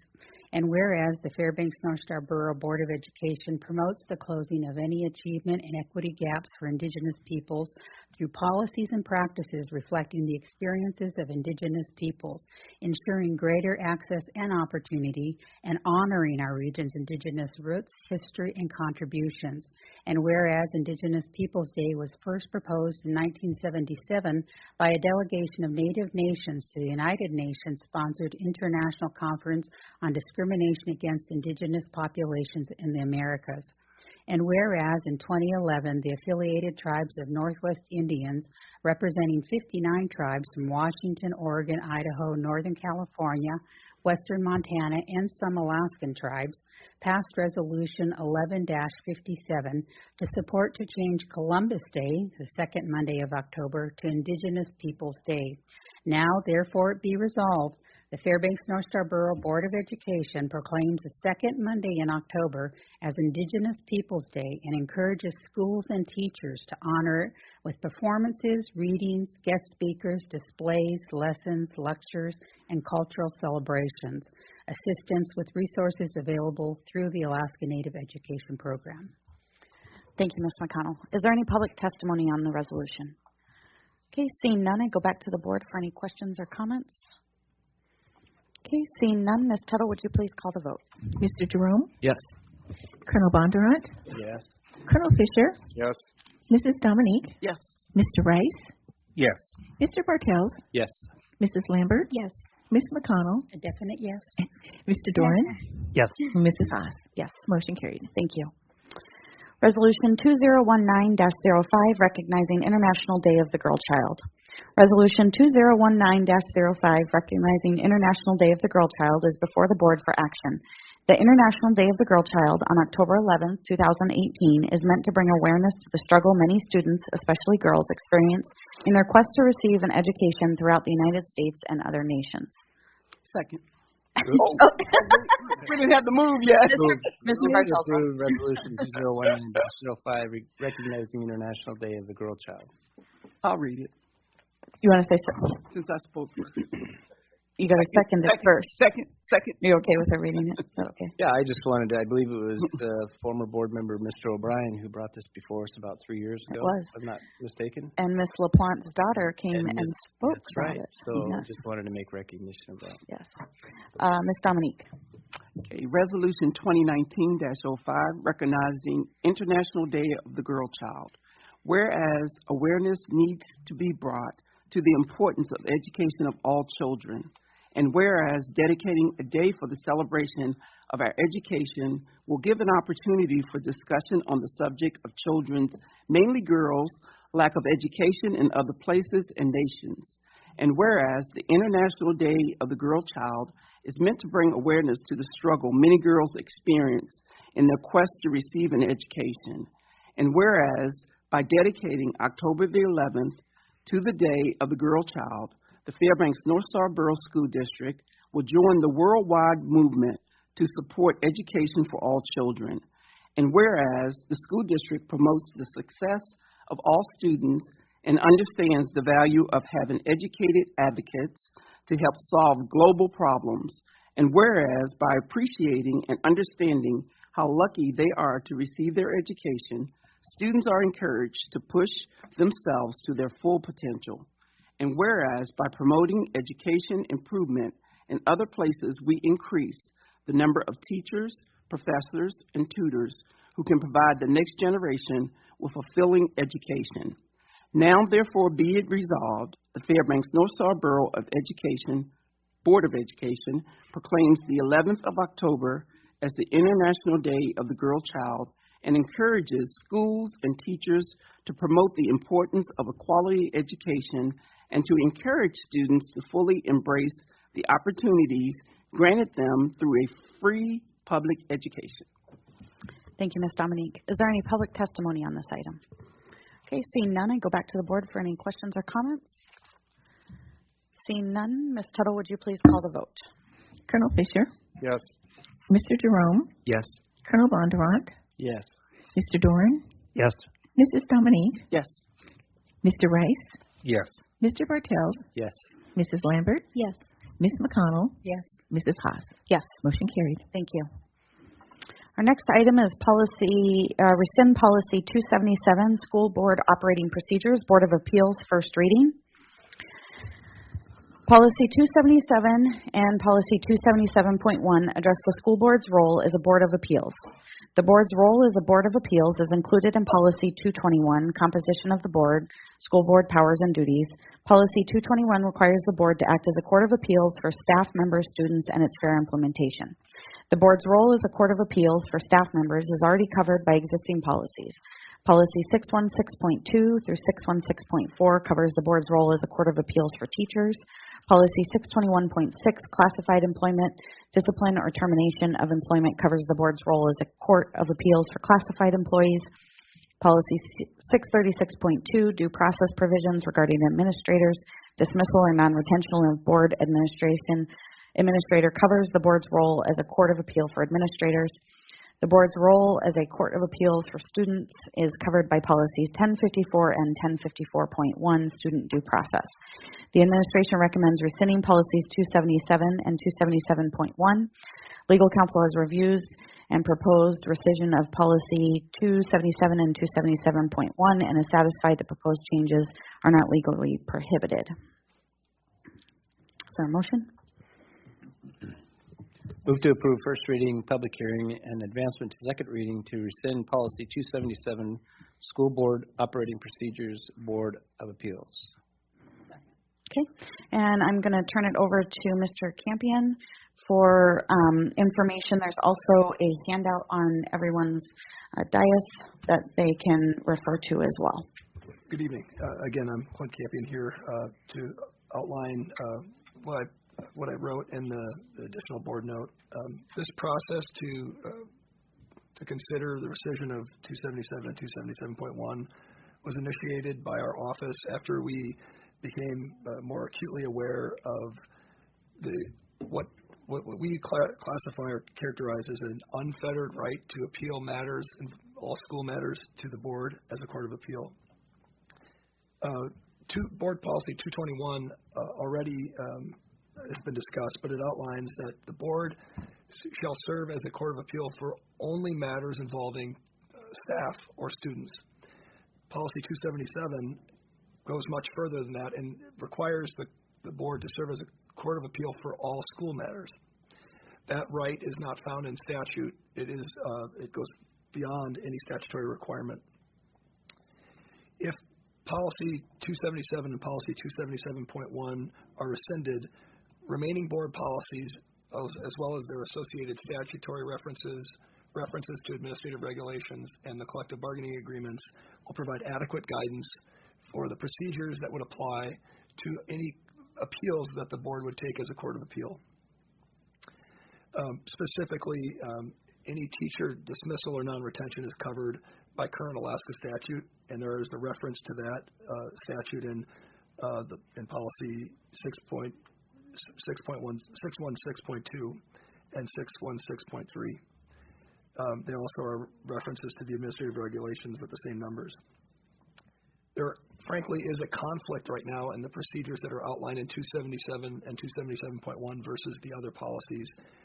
It's not possible to have a uniform set of procedures for all of the appeals that the board may hear as a court of appeal. And the administrative regulations provide much more detailed procedures than are called for in 277, which highlights further the conflict. Ultimately, if 277 and 277.1 remain in effect, it provides a backstop that would allow anyone who is dissatisfied with the administration's decisions involving school matters to bring that appeal to the board as a court of appeal.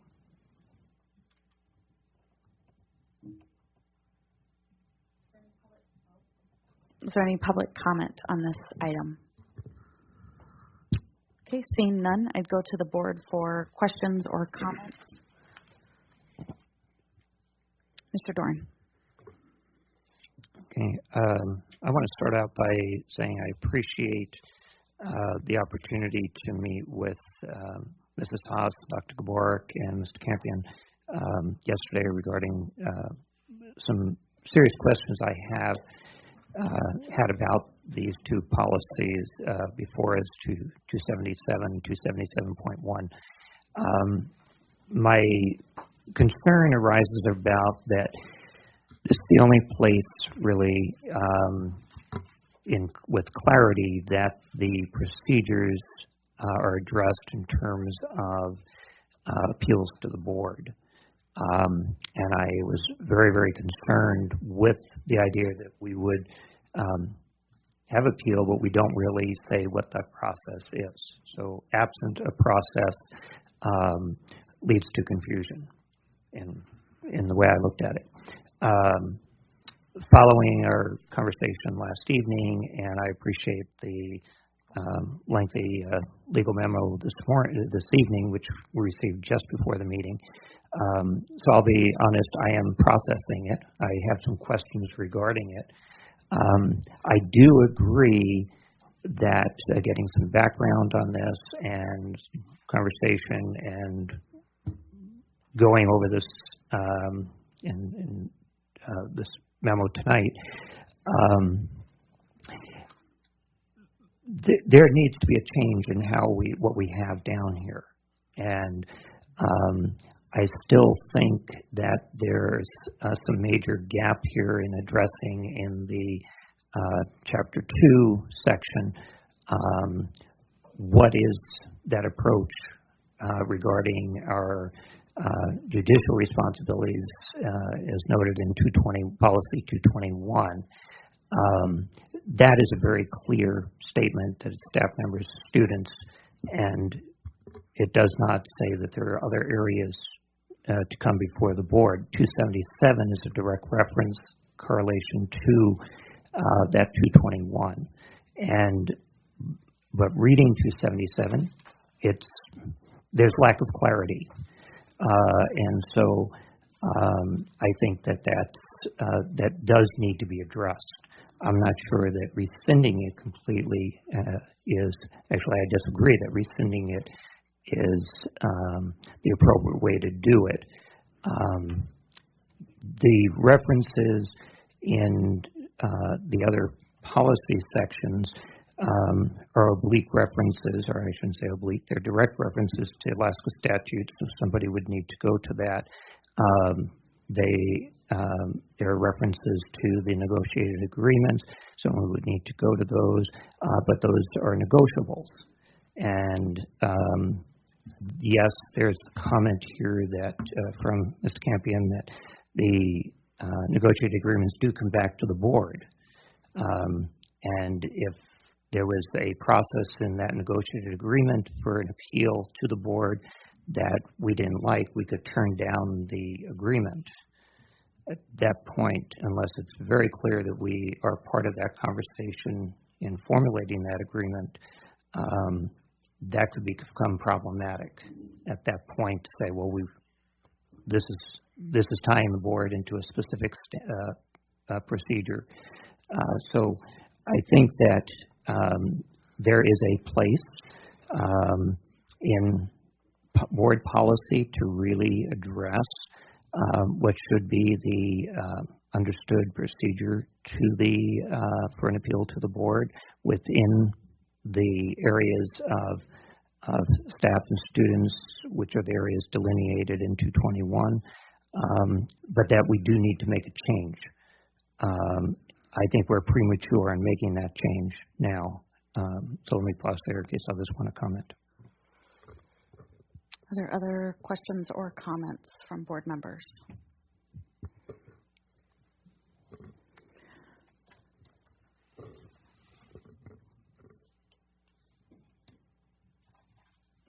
So,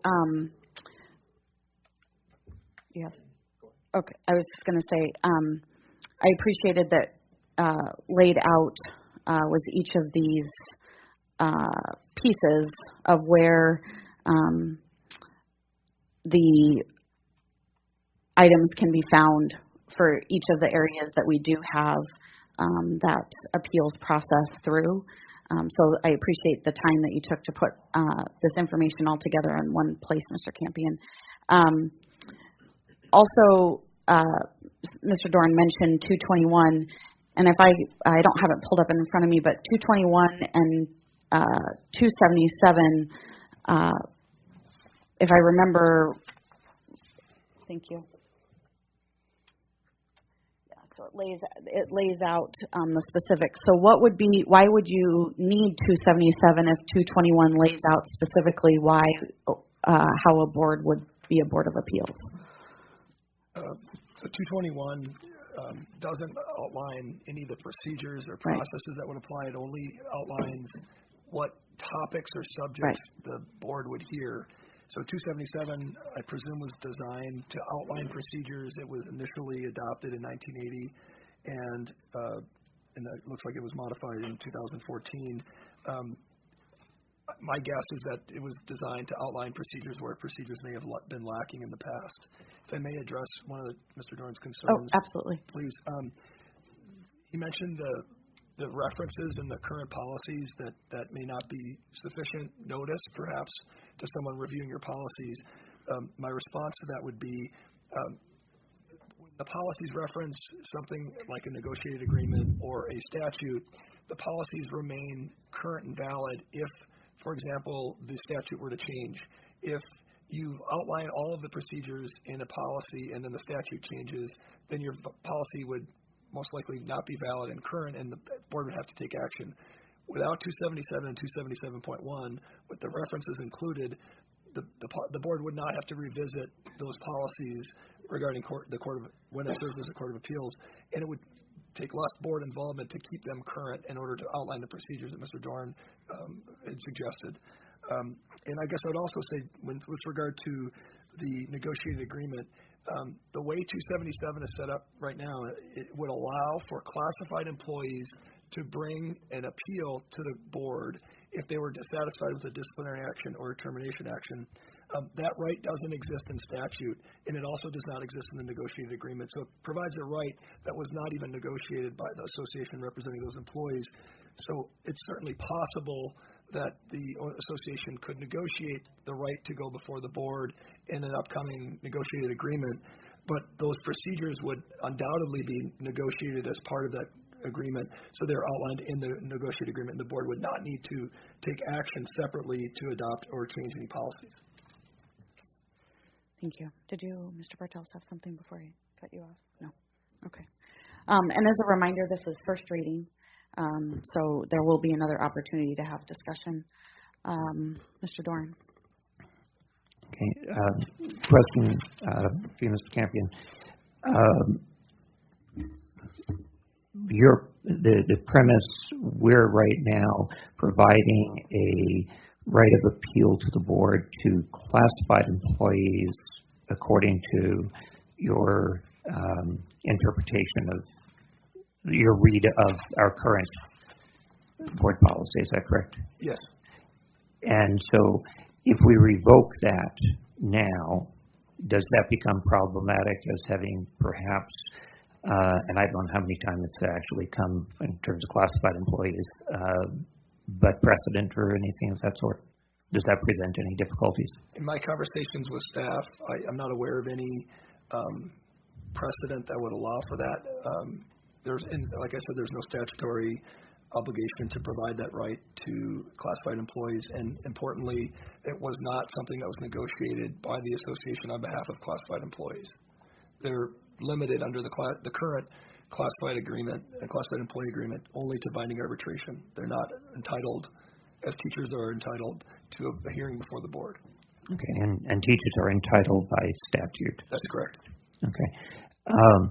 Is there a conflict with 221 because it says as court of appeal for staff members, which would say then that right now any staff member, classified, exempt, whomever, would be able to appeal their dismissal or discipline to the board. Is that correct under 221? That could be an interpretation, though it's not explicit. There are statutory references included in 221 that would, from my perspective, limit the opportunity for classified staff members to bring an appeal. It would be my legal opinion that under current policies, including 277 and 277.1, a classified employee would be entitled to an appeal before the board. If 277 and 277.1 were rescinded, it would not be my opinion that they would be entitled to an appeal before the board.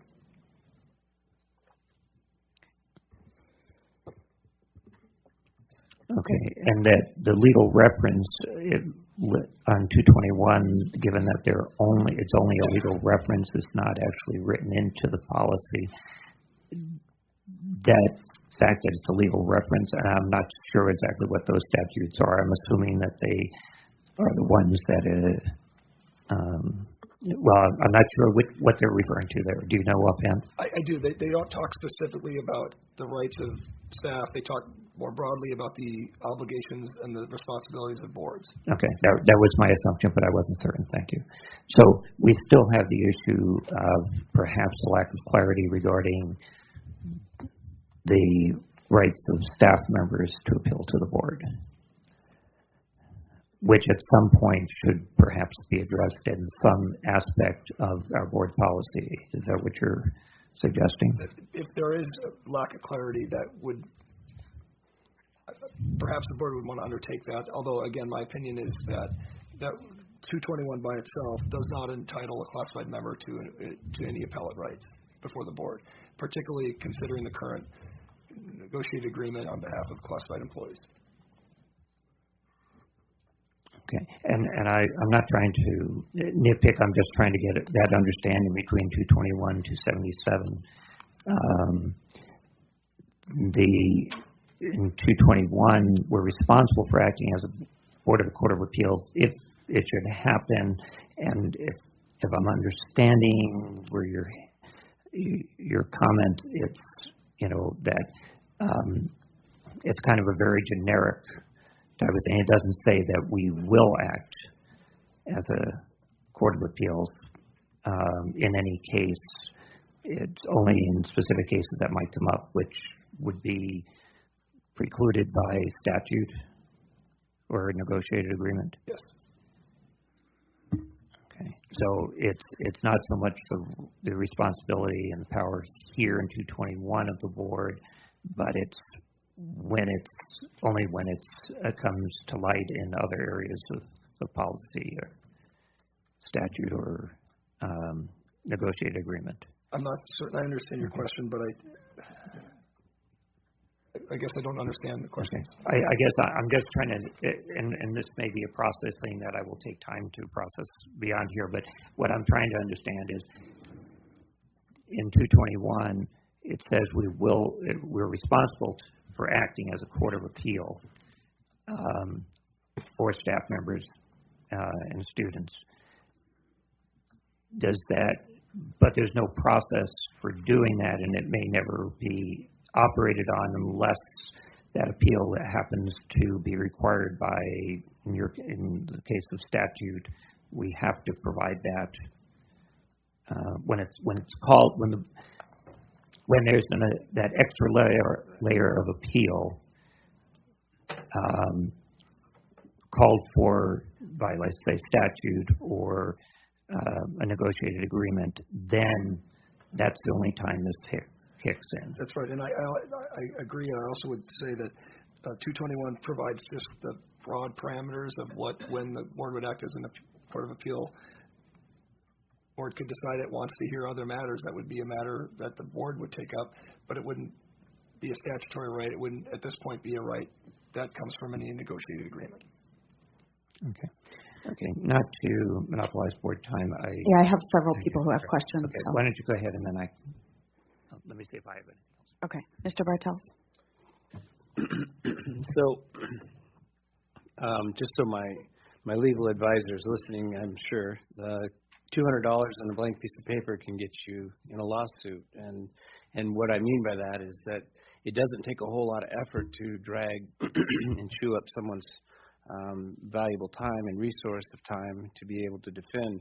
I think that with this 277, it is such a broad and non-focused approach to what could constitute board discussions and involvement and engagement, the Board of Appeals on all school matters. I mean, I go back to, we are here, and I like the way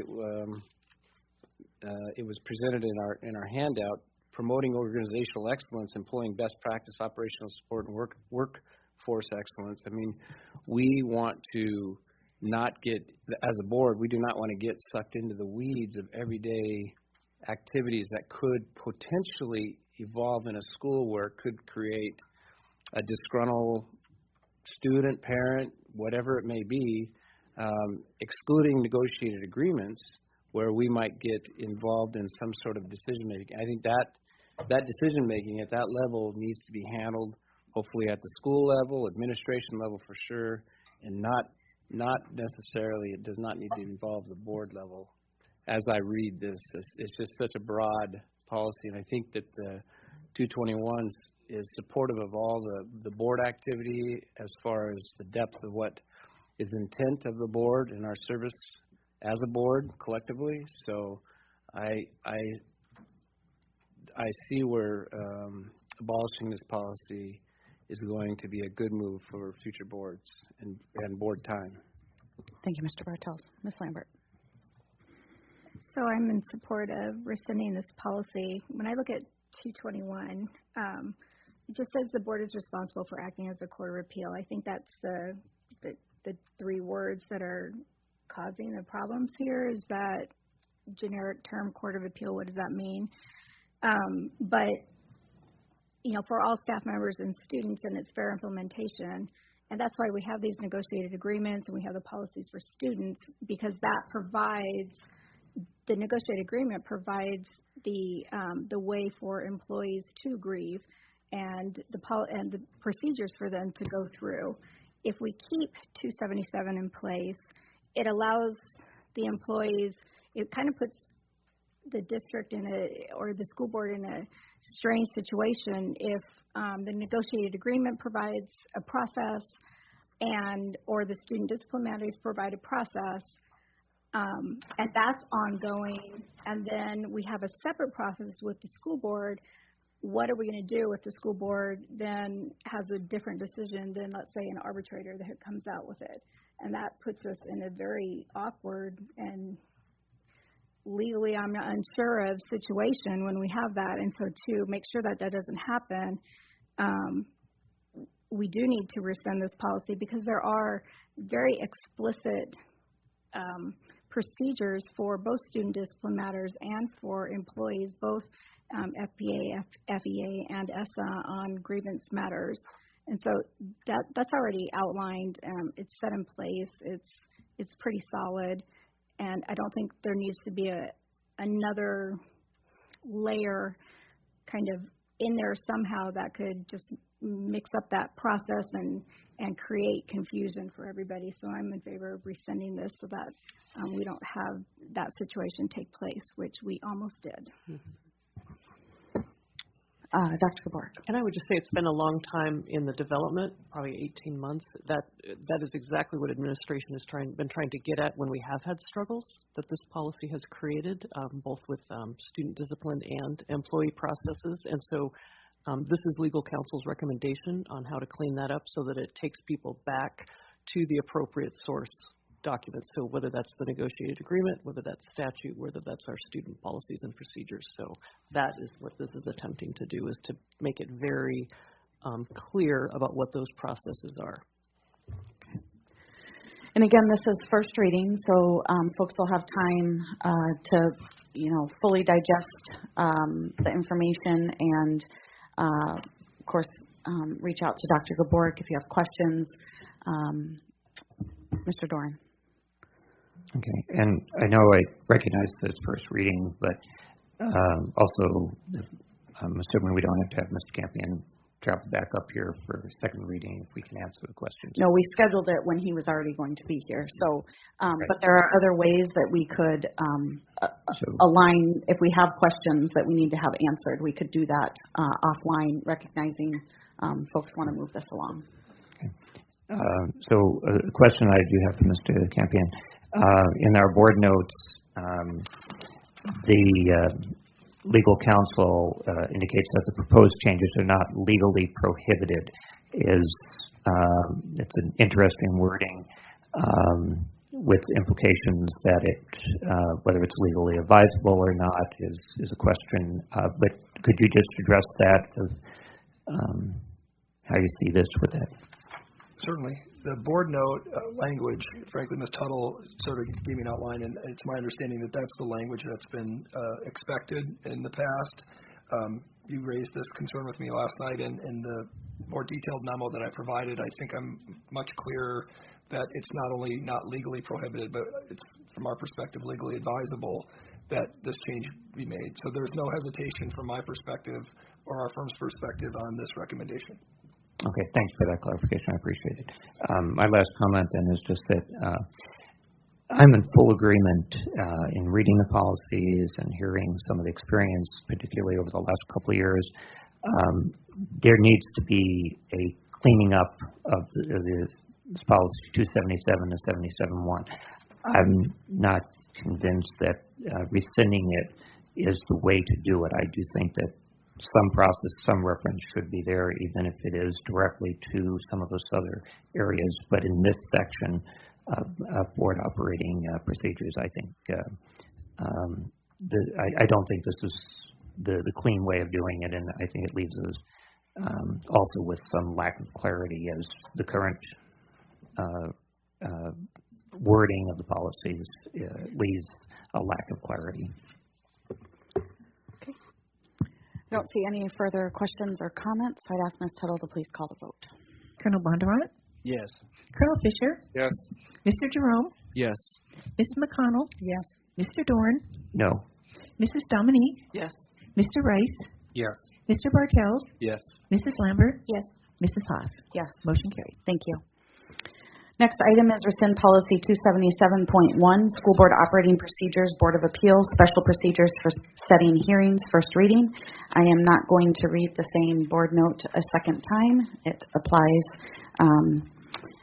to the last policy we did, and would entertain a motion. I move to approve first reading, public hearing, advancement to second reading to rescind policy 277.1, School Board Operating Procedures, Board of Appeals, Special Procedures for setting hearings. Second. Okay. Mr. Campion, do you have anything to add to this sister policy? I don't. The same analysis applies from our perspective for this policy. Okay, thank you. Is there any public comment related to 277.1 being rescinded? Seeing none, I go back to the board for questions or comments. Mr. Doran? I just want to say thank you for the additional information tonight. I will continue to process it.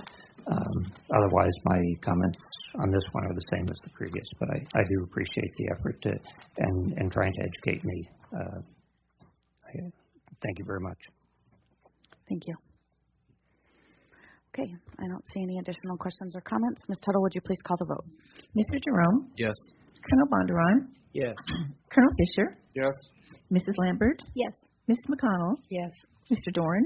No. Mrs. Dominique? Yes. Mr. Rice? Yes. Mr. Bartels? Yes. Mrs. Haas? Yes. Motion carried. Thank you. Next item is Policy 802.25, Student Use of Technology, Responsible Technology Use Agreement, first reading. In support of integrating technology, the change being proposed removes the requirement for prior parent acknowledgement of the Responsible Technology Use Agreement. The Responsible Technology Use Agreement are included in the administrative regulations as well as the Student Rights, Responsibilities, and Behavior Handbook for Parents reference. Move to approve first reading, public hearing, and advancement to second reading of Policy 802.25, Student Use of Technology, Responsible Technology Use Agreement. Okay. Dr. Kaborg. Thank you. So this change in policy catches us up in terms of our practice. We use electronic acknowledgments now with many in many different areas, and appropriate use and is one of those areas. And specifically, I think the board received some great feedback in an email from a teacher requiring students to have that before they can get started can be cumbersome. And so we've just packaged all of those parent acknowledgments into the beginning, our startup procedures for the year. So with that, I'll turn it over to Ms. Cobb to talk about specifics and answer any questions you might have. Hi, I don't have much else to add other than there weren't really any other changes other than the words prior to was changed to in support of. It's difficult for schools to get prior approval before students use the technology, and so this would not stop that from happening. Parents would still be acknowledging the responsible technology use. We just wouldn't require it before they did use it. Is there any public comment on Policy 802.25? Okay, seeing none, I go back to the board for questions or comments. Ms. Dominique, then Mr. Jerome. It doesn't, excuse me, it doesn't have to happen before this policy, excuse me, is passed. But is there any way possible that we could get a copy of the agreement that the students and the parents are signing, just so we can see it? The responsible technology use is in the Student Rights and Responsibilities Handbook. It's right at the very back of that. Is it on the website? Yeah, it's right okay. on the front page under the quick links. Okay, thank you. Mr. Jerome. So just quickly, with the policy as proposed to be changed, that would essentially just not a teacher could have students do an activity on computers before every student and their parent had clicked the little I acknowledge this. That's okay.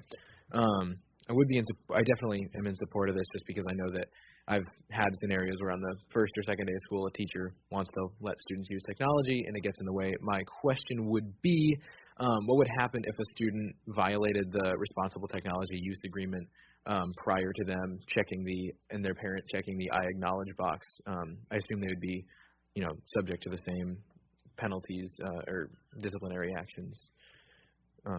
Would that be the case? Yes, I'll let Ms. Cobb speak to that.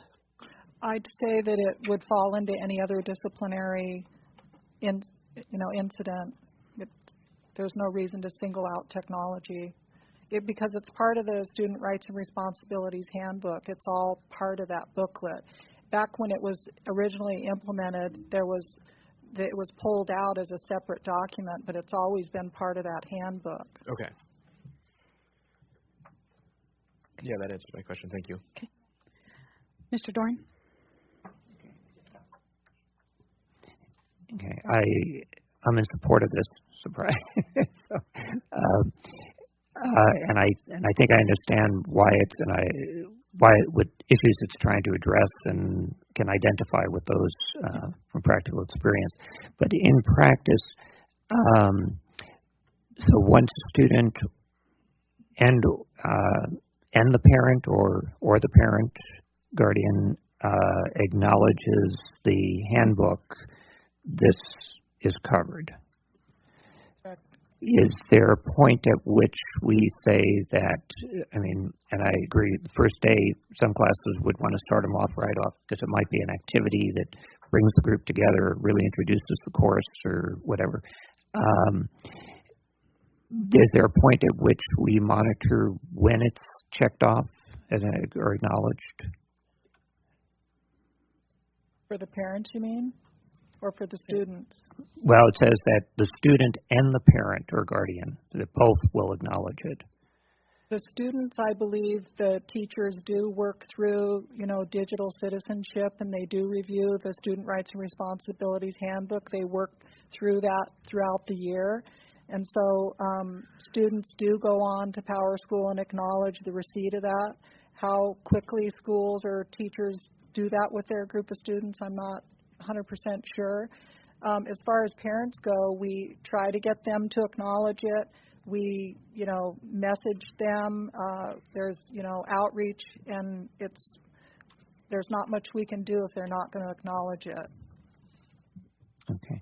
And in the past, as Mr. Jerome mentioned, we made it, the threat was basically you don't get on a computer until you have this signed. That no longer will be the case, but whether it is ever acknowledged or not, they would be responsible under that agreement, no matter whether it's ever acknowledged or not. Similar to other rules that they may or may not ever acknowledge. Okay, I just wanted to check. Thank you.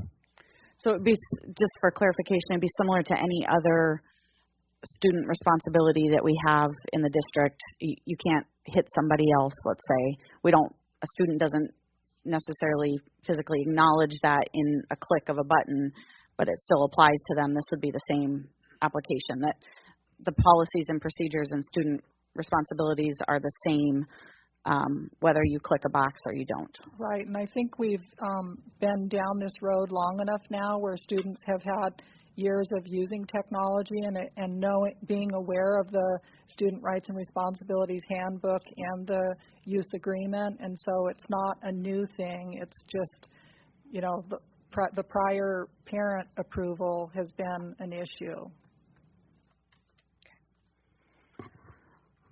Okay, I don't see any other questions or comments on first reading. Ms. Tuttle, would you please call the vote? Colonel Fisher? Yes. Mr. Jerome? Yes. Colonel Bondurant? Yes. Mr. Bartels? Yes. Mrs. Lambert? Yes. Ms. McConnell? Yes. Mr. Doran? Yes. Mrs. Dominique? Yes. Mr. Rice? Yes. Mrs. Haas? Yes. Motion carried. Thank you. Okay. On behalf of the board, I want to say a special thank you to Malia Talia for singing for us this evening. It was nice to have a voice, musical, in our room this evening. It's been a while. Also for the public testimony that we received.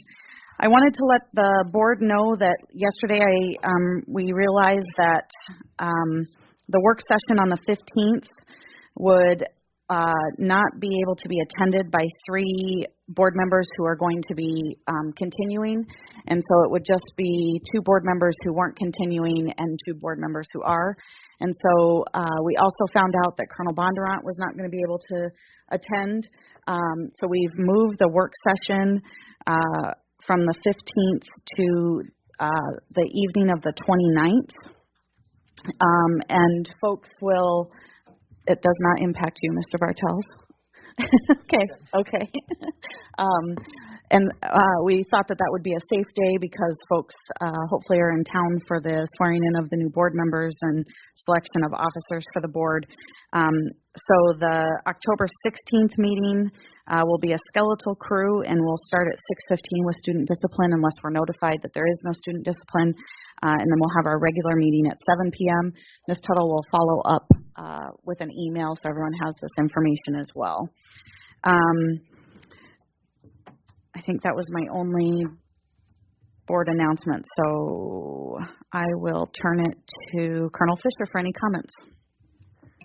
Just want to say this will be my last meeting with Mr. Bartels and with you, Ms. Haas, and I just want to show my appreciation for your leadership, your selfless service to the students, the families, and particularly on behalf of the soldiers and our Army students and Army connected families. And thank you for your leadership, your service, and it's been a pleasure, serving with you on this board.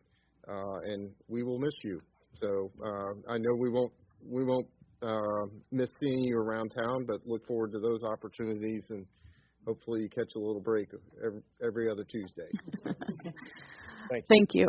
Thank you very much for that. And sorry you won't be able to join us for our next meeting.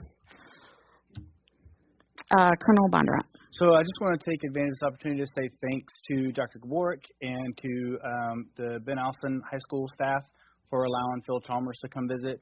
Phil Chalmers is a true crime writer.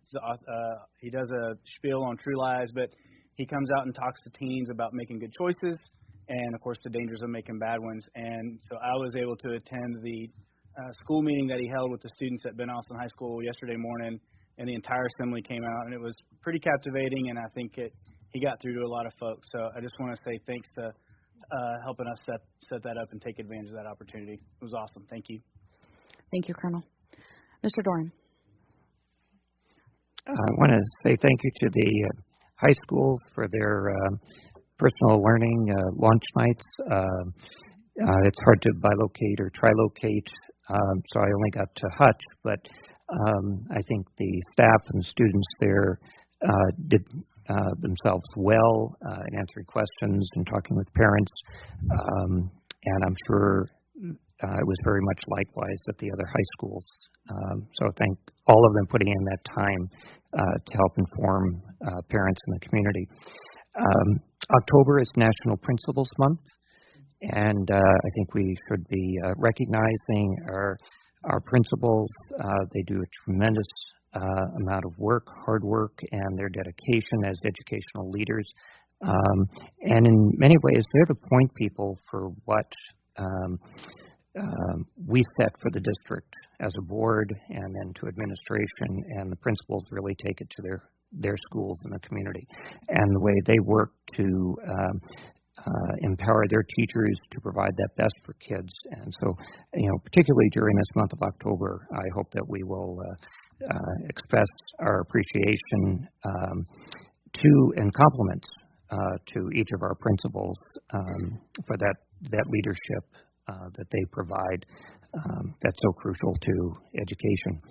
I also want to thank the administration for implementing a Shadow a Teacher week, and I will have the opportunity tomorrow to refresh my algebra and geometry skills. This will be quite a challenge for me, but I want to thank Erica Burr over at Lathrop, who has volunteered to host me, and for her and her students, I look forward to that. But I think that's a great initiative and a great opportunity, again, where they're extending their skills even beyond the classroom. So just want to say that. Thank you. I'm sorry. One other thing I should note, that the curriculum committee will be meeting on Thursday, 5:30, up in the curriculum library, and so that'll be our first one of this year, and look forward to it. Thank you. Ms. McConnell. Thank you. The Diversity Committee met last Thursday, and one of our main topics was working on a resolution for the LGBTQ, recognizing October as the LGBTQ History Month, where all youth, faculty, and staff feel supported. And I've talked to the superintendent, and hopefully we can get, the process moving along, so we might be able to have it at the next board meeting, since that's the last meeting in October. And we would really appreciate that. I know it's a lot to ask, but they felt it was very important, this resolution. So we hope it might be on the agenda. And also, I will not be at the next board meeting, as I'll be in Anchorage for the Alaska Federation of Natives Convention and all the things going on during that week for the Native community. So I just wanted to also convey my appreciation to both you and Tom, Heidi, for the work that you've done for our students and for our district and community. Somebody mentioned, we only meet twice a week, but we do meet a lot more than that with committee meetings and work sessions, that sort of thing. And I know you spent and devoted many hours in your role on the school board. I just really appreciate it.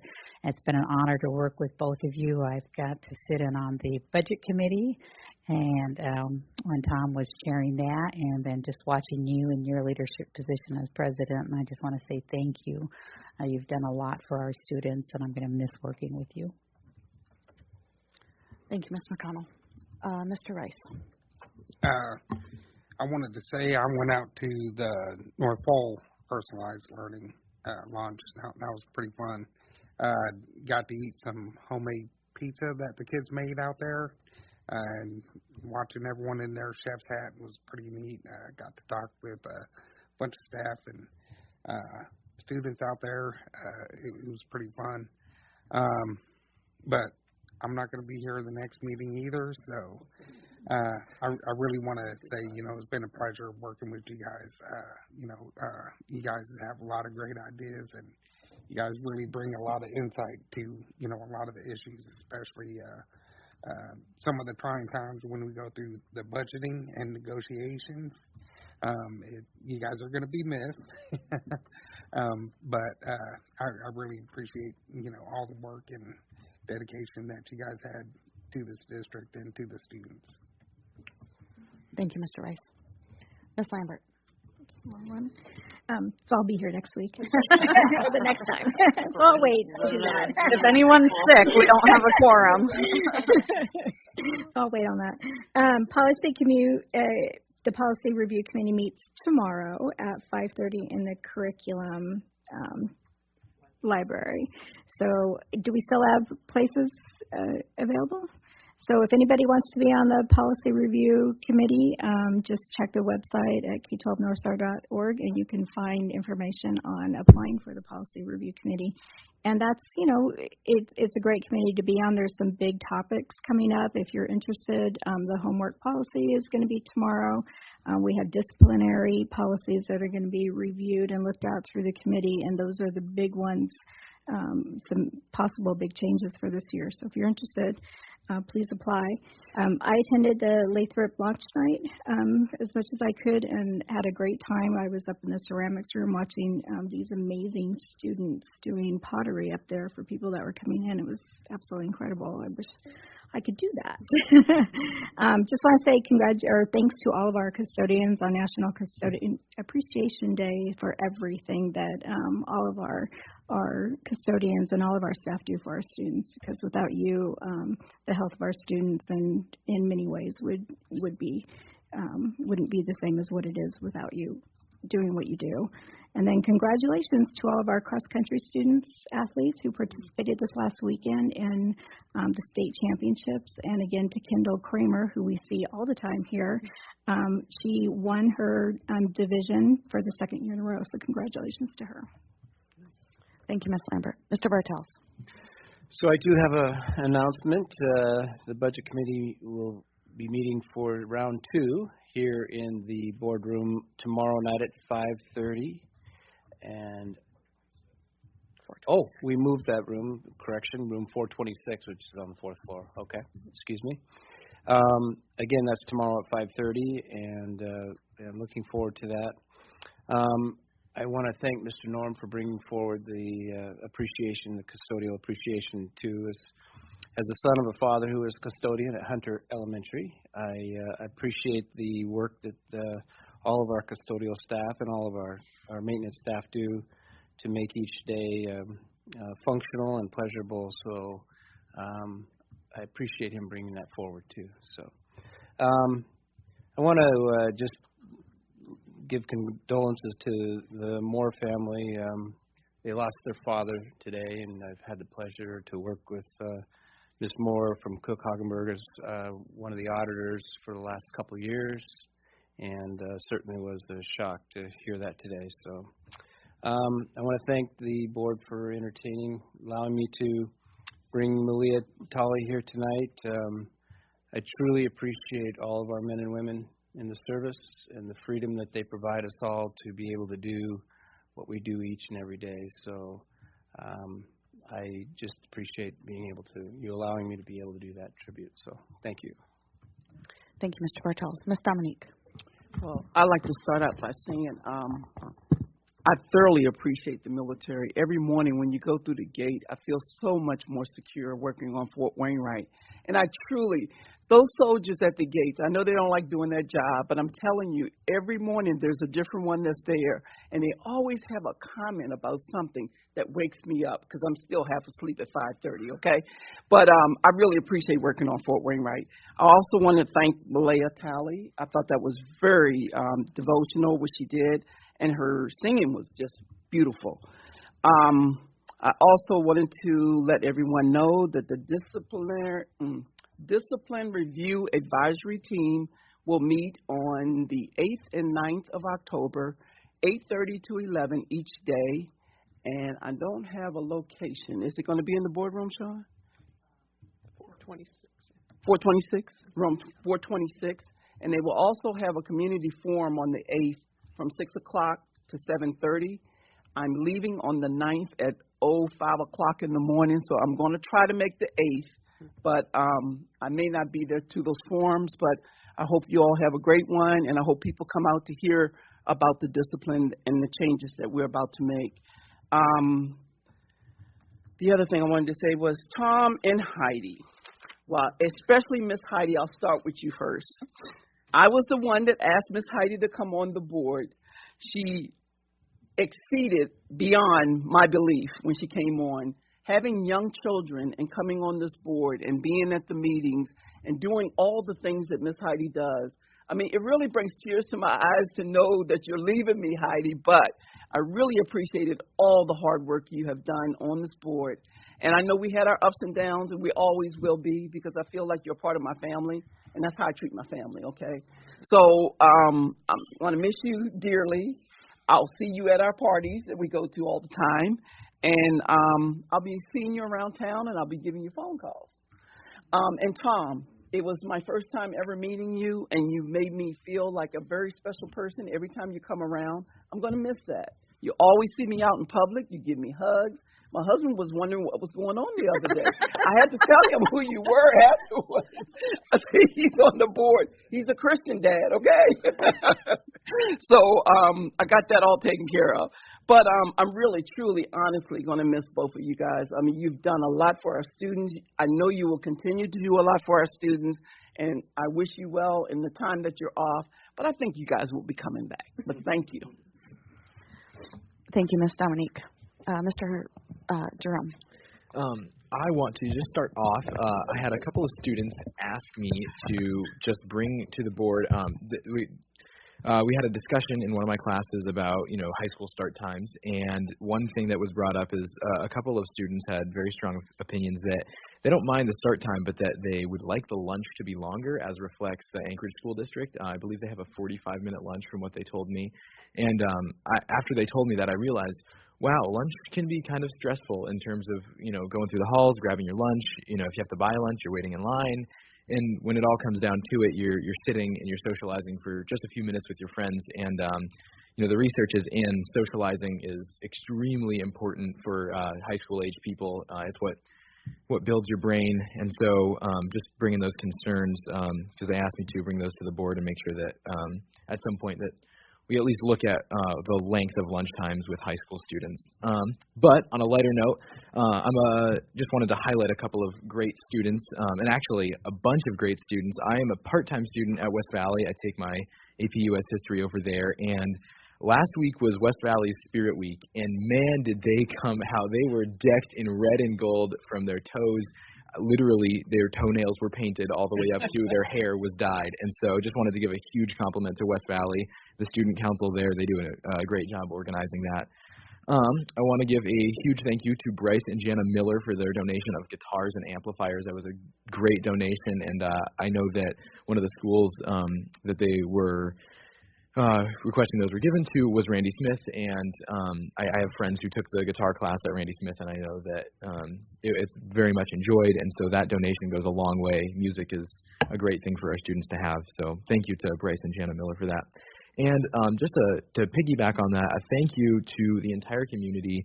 We had a lot of gift acceptances from booster clubs, and it's great to see our community showing out for high school athletics and high school activities, and just our students in general. So I love living in Fairbanks because I know that we can count on our community to back our students. So that's all I have. Thank you. Thank you. Dr. Gaborik. Thanks. I just have one thing to add. I've been, myself and Sean Kraske and Kate LaPlante have been working with Vice Chancellor Champagne, and so we did a pre-meeting a few weeks ago, and then we have a meeting with him and Dr. Bledsoe, who he's bringing up to work on starting a student African American brotherhood up at the university and partner with the school district. So we'll just keep working on those possibilities, and we'll get to hear from Dr. Bledsoe, who's started these all over the country, how it works and how we might participate in that. So I'll keep you updated. Did you say tomorrow night? That's it. What's that tomorrow night at the university? Tomorrow night, yeah, I'm going to be at the budget committee meeting, 5:30 up there, and then I have a meeting with them Thursday too. So so looking forward to how that plays out. So. Okay, I too wanted to say thank you to Dr. Gaborik for implementing the Shadow a Teacher. I'm looking forward to spending time in Mr. Ben Johnson's class at Hutch next Tuesday. So thank you for setting that up. I think it's great for the opportunity, not just for board members, but also for staff in the administration building to be able to go back to. I've been saying for 6 years I want to go back to high school, so I'm going to get my chance. Also, just on Mr. Jerome's point, I'm wondering if we could get just some information. Now that I'm the mom of a teenager, which is hard for me. I think that's the first time I've said that out loud. I have found that lunchtime is critical to my teenagers, and so I'm wondering. I know when I was at Lathrop, we actually had 45 or 50 minutes for lunch, maybe 45 minutes for lunch. I'm wondering if we could just get a little background on why that changed from 45, similar to dare to say this out loud, we had 15-minute passing periods. No, I'm just saying, we did at Lathrop in the 90s. We had 15-minute passing periods. I know the reasoning behind why that was reduced, but maybe we could get some information.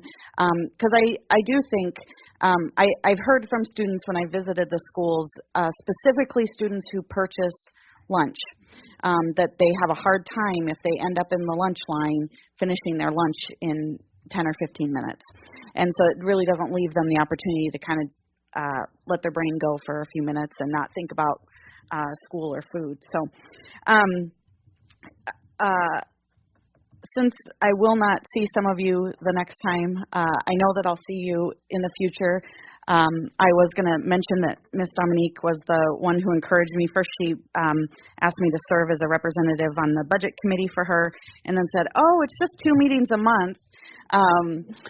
And it's been a wonderful opportunity and whatnot. But to those of you who will not be here the next meeting, I appreciate all of your hard work and your support. And I know that you guys will go forward and do great things for our district, because what I do know, even when we disagree, is that we all care about our district. And that is the number one most important thing, is that I hope that the community knows that even though we don't always agree, that we are all here because we deeply care. We do not dedicate this amount of time because we don't.